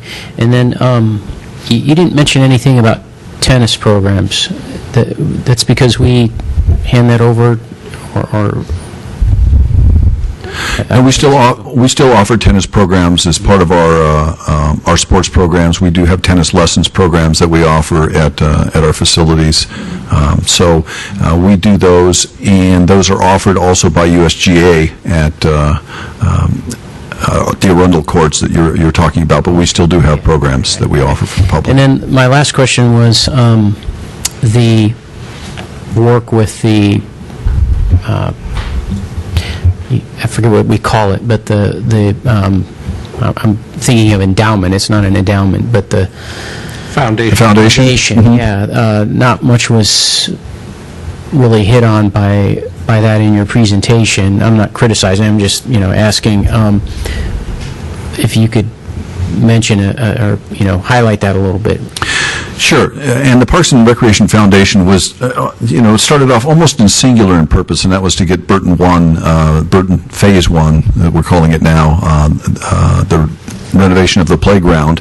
And it kind of started to grow into kind of sustainable funding. That would be more in line with our capital projects. They're looking at doing, contributing to some of the major renovations for our parks and bigger projects, although they are starting to develop an annual campaign to where they can support. They've indicated they're not interested in supporting programs. They're interested in supporting capital projects. However, they do support our scholarship program, and so they do contribute to that. So their fundraising campaigns are not so much to offset the general fund as much as it is our capital fund. Okay. I find the other council members, I think Bob was around when we went through that, but it's interesting to me because when that was presented to us, it appeared almost as a panacea that, you create this foundation and it just takes over your Parks and Rec department and becomes self-funding, and you don't have to worry about paying for Parks and Rec. And I haven't seen it at all come out that way. Not that I'm not saying it's not a good thing. You're correct. We look at what's been done, like, for instance, with Burton Park, and those are all positives. But I'm just saying, I'm just giving you a reflection that from my perspective, at the time it was presented, it came off as, in 10 years you won't have to worry about a Parks and Rec department because this thing will just take it over for you. Yeah, it's interesting. I do speak to other organizations about creating foundations, and one of the first things I say is it is not a panacea. It is very good for very specific purposes, but if you think you're going to fund your Parks and Recreation department from it, it rarely happens. Yeah. Mr. Grissom. I was going to say, through the chair, we also had a recession that came in. Well, yeah. That doesn't help. I don't, by giving my reflection, I don't mean to be negative on it. No, I understand, yes. It hit a few roadblocks. Very good.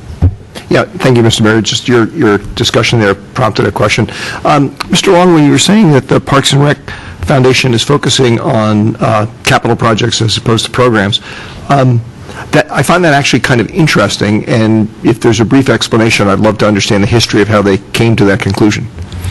Well, I don't know the entire history of that. I know that it's not uncommon for foundations to look at not funding programs. They think that is the responsibility of the general fund and the end user groups paying for those particular services.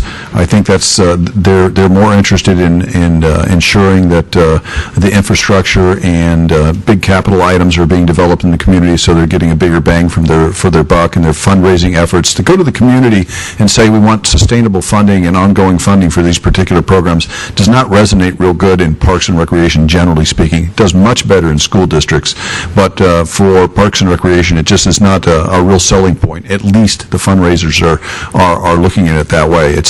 Most people look and say, doesn't my tax dollar take care of that? Or if people want to take a class, why don't they just go ahead and pay for it?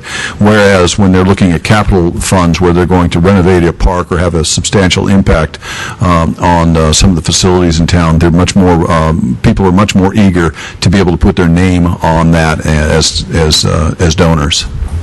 Okay, thank you. Thank you very much. Oh, you have another question? I just had one other question. You mentioned the tennis programs here. Now, we have the San Carlos Tennis Association. Do they pay the city fees for the use of the courts? They don't use our courts almost rarely. They're mostly at Arundel. They're the organization that took over the Arundel courts. They're USGA. USGA, yeah. That's their second business. The USTA certified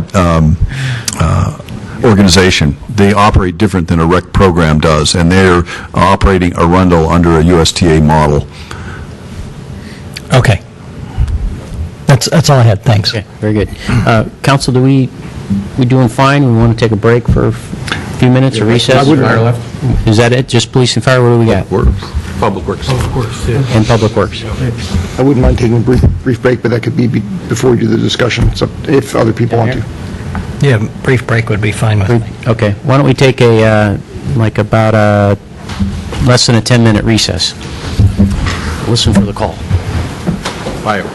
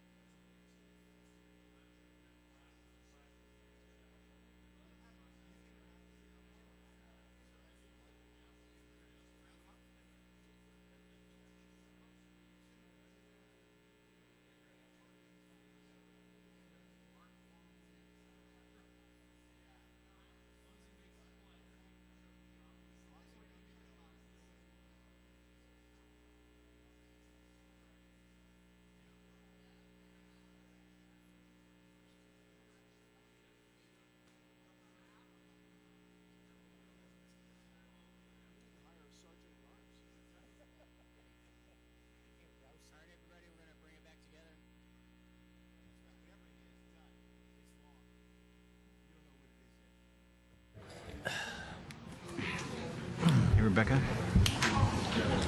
Excuse me. I'm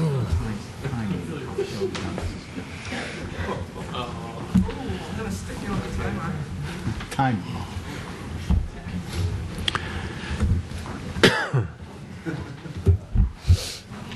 Give me my slides now. Oh.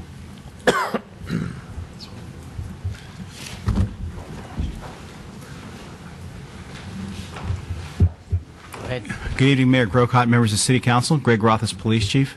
I'll be talking about the police budget today. The police department budget contains the dispatch contracts and some professional services contracts, and obviously the majority is the sheriff's contract. The sheriff's contract increased for this coming fiscal year by 2.99%, and last year, excluding a deferred payment, it was similarly below 3%. So for 2 years now, the contract has been increased by less than 3% from the Sheriff's Office. This is a model that I've used to kind of describe all the services in the police department. I use a core service model to do that so that people understand that we have core services that we must provide, and then as you move out into desirable services that are really nice to have and good to provide to the communities and do contribute to a public safety mission. In terms of our core missions, it's officer safety, public safety, our emergency response, and the things that people see most out in the field. The support role is what we do, is crime analysis and crime suppression. There's some of the technology programs, some of the technology that we have, employee wellness and peer support.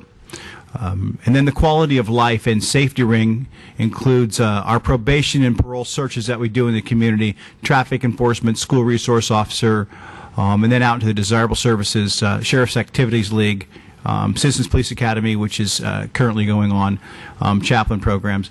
In prior years, prior to the dissolution of the police department and the assumption of police services by the Sheriff's Office, those two outer rings were essentially vacant. They really didn't have that. We had some core services, and those were in jeopardy. And fortunately, with the Sheriff's contract, we were able to bring a lot of this back. Since the Sheriff's contract, October 31st of 2010, we've been able to maintain our prior minimum staffing levels here in San Carlos, maintain our emergency response times. We've initiated community satisfaction surveys, which I'll talk a little bit about in a minute. We have monitored and reported out our performance measures that have to do with crime clearance rates, arrest rates, citations, and whatnot. And we have increased our investigative resources. We've maintained our police station in San Carlos. We've restored a full-time dedicated motor officer position. We've restored our school resource officer. We do not have the DARE program. It's not that the school district did not want the DARE program, but we have the school resource officer in the schools. We've restored our police activities league. It's called the Sheriff's Activities League now. We have scalable service levels where you'll have an option tonight, rather than hiring a full-time traffic deputy, you can opt to hire a part of a traffic deputy, and the savings exceed $2 million a year for police services from what they were before. A lot of community engagement. We've done a lot of that in the last year and a half with the Sheriff's Office. Our holiday toy drive with Bianchini's Market and the fire department, and in conjunction with Kiwanis as well. Participation in the Goblin Walk and Night of Lights. Hot Harvest Nights were out there on Thursdays. Hometown Days Presents, and the Citizens Police Academy. We had one last year, and we have currently an ongoing police/fire Citizens Academy is going on currently, and we're doing that in conjunction with the fire department, and it's been a great success. We've done a lot with our schools. We've designated school resource officer, as I talked about earlier. We've helped with the Safe Routes to School partnership. We do traffic enforcement, rotating traffic enforcement schedules at our schools. We've helped them with earthquake and emergency preparedness planning, and participated in their wellness committee. This is our community satisfaction survey results. You know, we ask a series of questions. So if somebody is a victim of a crime in San Carlos, there's a good chance they'll get a mailed survey. On that survey is basically 4 questions with a level of agreement: strongly agree to strongly disagree. So we'll take the very bottom one, overall satisfaction. We ask, overall, I'm very satisfied with the level of service I received from the Sheriff's Office. And you can see that the level of agreement with these with these questions is falling between 5 and 6. And we're very proud of the service that we've provided this community since the Sheriff's Office took over. And since that's happened, we were the first city to contract with the Sheriff's Office. But since that's happened, as you know, Half Moon Bay is contracted with the Sheriff. Millbrae recently contracted with the Sheriff. And Pacifica is going to decide or look at tomorrow night deciding whether or not they will be contracting with the Sheriff. I think a lot of them look here to see what's going on here, and they've seen good results, and it makes them more comfortable to contract with the Sheriff's Office. What you have before you in terms of a base budget amendment is that the recommendation is to increase the traffic deputy coverage by 25%. I've been the police chief in this community for a little over 7 years. I've never felt the amount of pressure on traffic enforcement as I feel right now. Usually it kind of comes and goes in waves, but lately what I felt from the community, particularly from the schools, has been sustainable pressure for more traffic enforcement. We have the one deputy, but this recommendation is one that adds some traffic enforcement to the school zones. I have to tell you that will be a little bit difficult to schedule. I can't tell you right now that they'll be out there every day. I can't even tell you that they'll be out there every week. It just it depends. Basically, because of we're trying to basically cover 1 hour in the morning and 1 hour in the afternoon, and calling deputies in for overtime for an hour just doesn't make it. So we're going to have to figure out how to do that. And I believe we can. It's just that we won't be able to. I can't tell you right now exactly what days we'll be there, but 10 hours a week is what it would be, and I could tell you that we would do 10 hours a week. Some days it might be 0, some days it could be 25, some weeks it could be 25 hours, depending upon how we're able to do that. So that's the recommendation we have, and I'll go back because I don't want to talk about these guys. So that concludes my presentation. I'll be happy to take any questions. All right, questions? None? Oh, sorry. This is an area that I did have some questions. I guess I'll fire away then. Okay. Because I was actually, I was trying to understand this and on exactly what you were just talking about there, the traffic deputy coverage. And there were two things in our packet offering, I guess, 2 different plans. And one was the traffic deputy, increased traffic deputy coverage by 25%. And the other was the one you ended, and that was a no. The other was to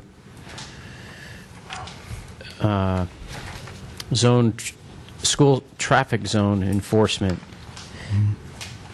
And what I didn't understand, Chief, is that if the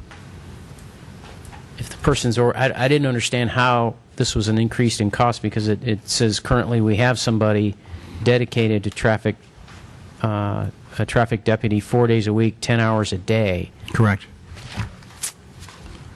And it tells what they're responsible for.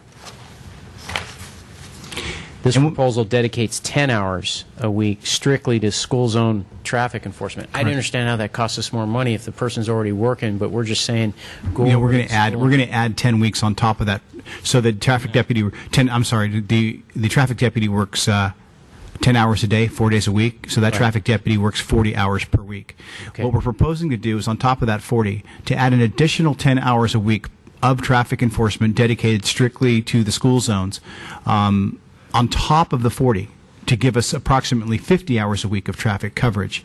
Okay. And this option allows council to focus this extra traffic enforcement to coverage into the school zones.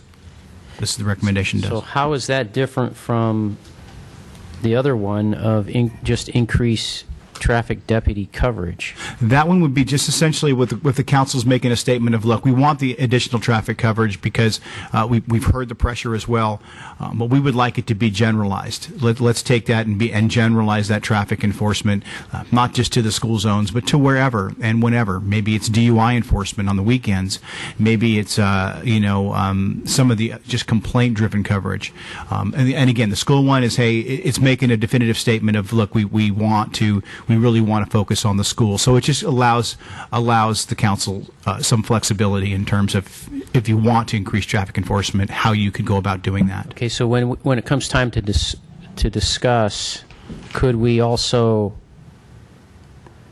would another option be to simply kind of put the two together, where we might say a traffic deputy, increase traffic deputy coverage by something less than 25% that would, for instance, that would approximate 27.6. So we're getting some extra traffic deputy coverage, and then we would just leave it to you. If you want to have a time where you're focusing on the schools, that's fine. If you want to switch it and have a time you're focusing on DUIs, that's fine. If you, during maybe the rainy season, you want to focus on, do people have their headlights on when they've got their windshield wipers going? Whatever you want to do with it. Yes, sir. Right? You can do whatever the council wants to decide on that. It is scalable, it's moldable, it's optional. So I want to put that out to you, and however you want to package that and bring it back, we'll go ahead and carry out that directive. Okay. All right. Thank you. I think that's it on that department.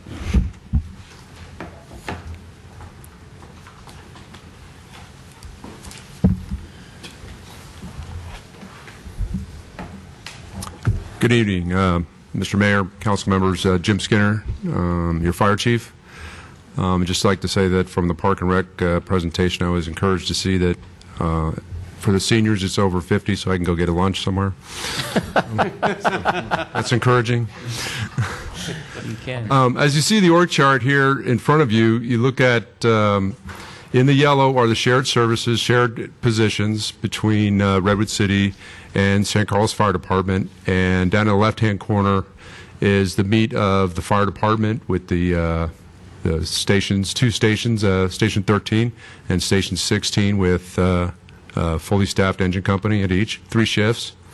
And the other shared services that you get a full-service fire department with our overhead and our management, fire prevention, EMS, suppression services, and we'll look at that. So our general fund budget's $5.4 million, and here it is outlined.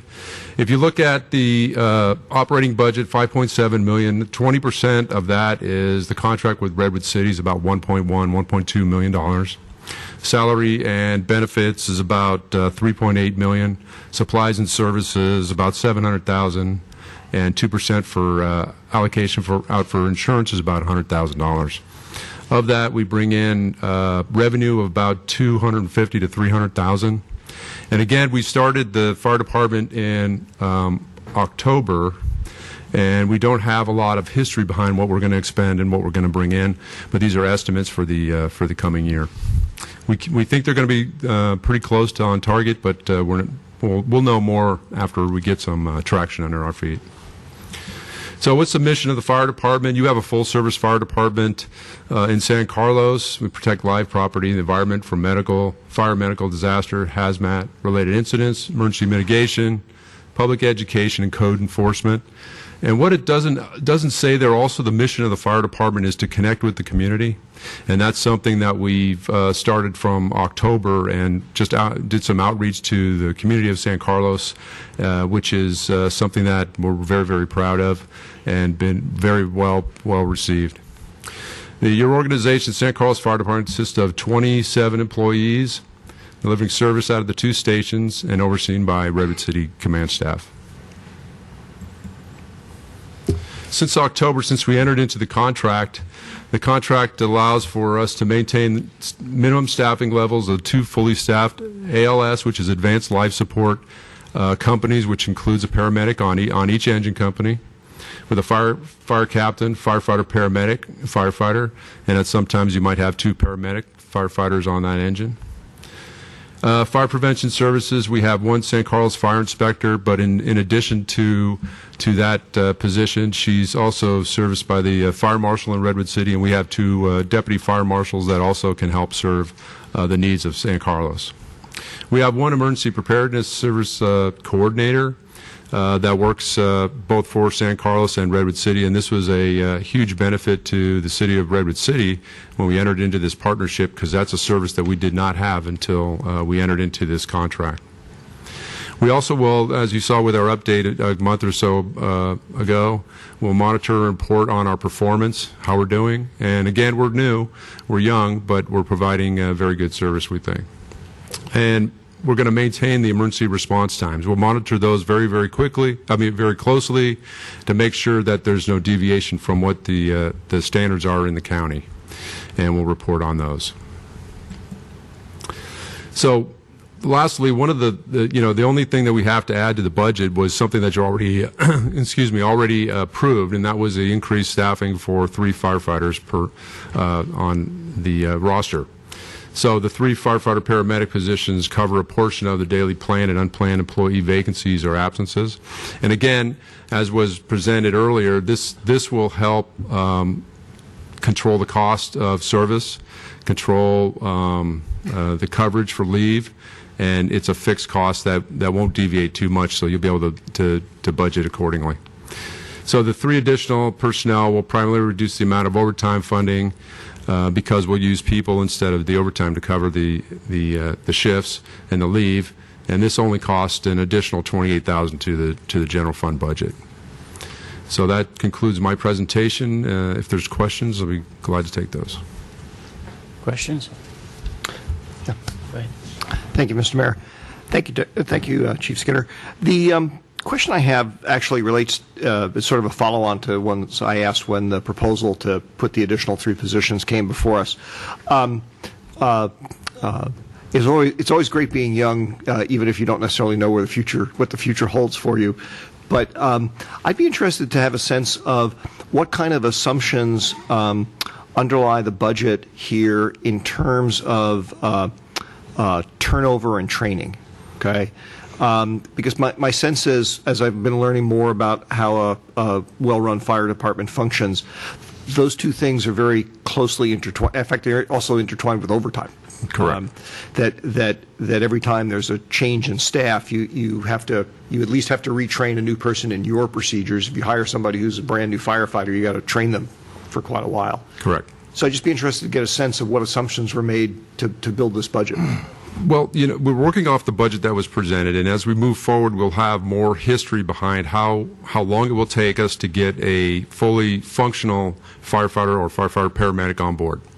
With that said, a new firefighter coming on board will go through 12 weeks of training. During those 12 weeks of training, they're not available to work on the fire engine, so they're in a sense non-productive, but they're in training. And after they get out of the academy, they go into more training, and then they will fill a spot on the engine at that point, but they might not be able to fill a spot as a firefighter paramedic.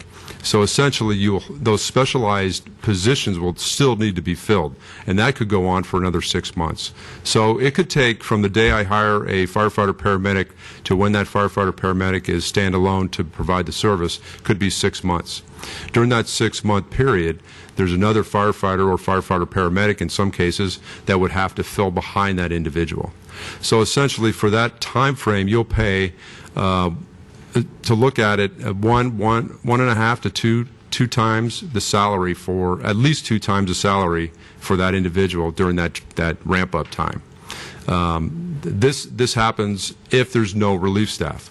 In your department, if we were fully staffed, there would be 2 positions that could cover for one of the firefighter or 1 or 2 of the firefighters that would be in training. So it would offset that cost. The struggle we have right now is we're not fully staffed.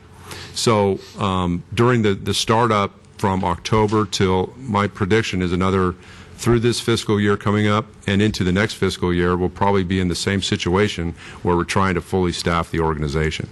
And we won't know for sure until we get some history behind us. But I anticipate for at least for the next 18 months, we'll be trying to ramp up new employees and new firefighter paramedics. Okay, that actually helps a lot. So effectively, the way that the budget was put together is it anticipates what starts from the fact that we are not fully staffed today. Correct. And it's making a projection about how long it takes to become fully staffed, and with these additional coverage positions that we approved to fill and train those.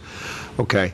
I guess the only other remaining question I have then is, lurking in there someplace has to be an assumption about, for example, whether or not one was going to have additional openings occur because of departures for whatever reason. Okay. And my sense is that's probably always part of a normal, if you had 20 years of experience, you'd bake that in somehow. Correct. We obviously have to make an assumption, and whether it's tonight or at some other point, I would be interested in knowing what that assumption is, because in the very early days of a new organization, that can be a fairly critical assumption, which quite honestly is going to be very difficult to predict. Right.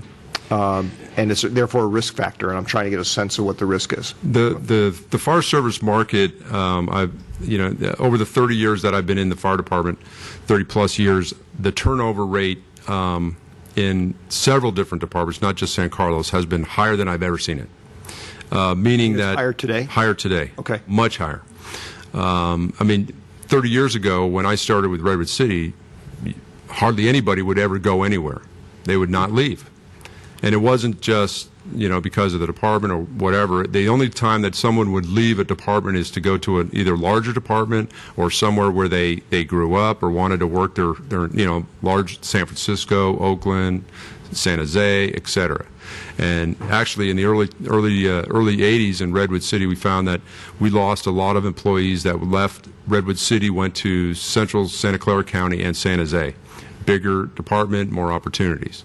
But after that happened, there was hardly any turnover for 25 years. Dramatically went down. Now it's back. It's up. We've seen it in San Carlos. We've lost 2 employees already that have left the organization, and I don't think that trend is going to change. It will go up, I believe, but that's happening throughout the industry, which is unusual, at least in my perspective, because they're moving from one department to the other.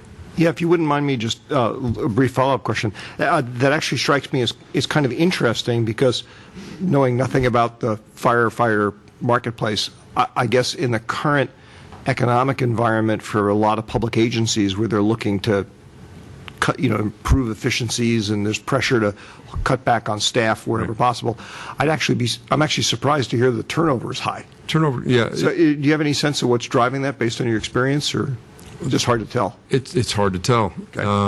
I think it's something that a lot of younger employees are used to doing, moving from one organization to the next. Maybe a cultural change. It might be a cultural change. Early in their career, it's safer to move from one organization to the other, and they shop around, frankly. If one organization can't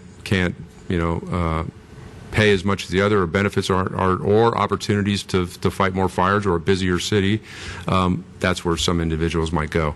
But it's typically early in their careers because they feel safer, because they have invested a lot of time into that organization. There's not as much at stake, basically. Correct. Yeah, for them. Correct. And my sense is that we will probably see that in San Carlos, because it is a young organization with people that don't have a lot of years here, obviously, because we're brand new.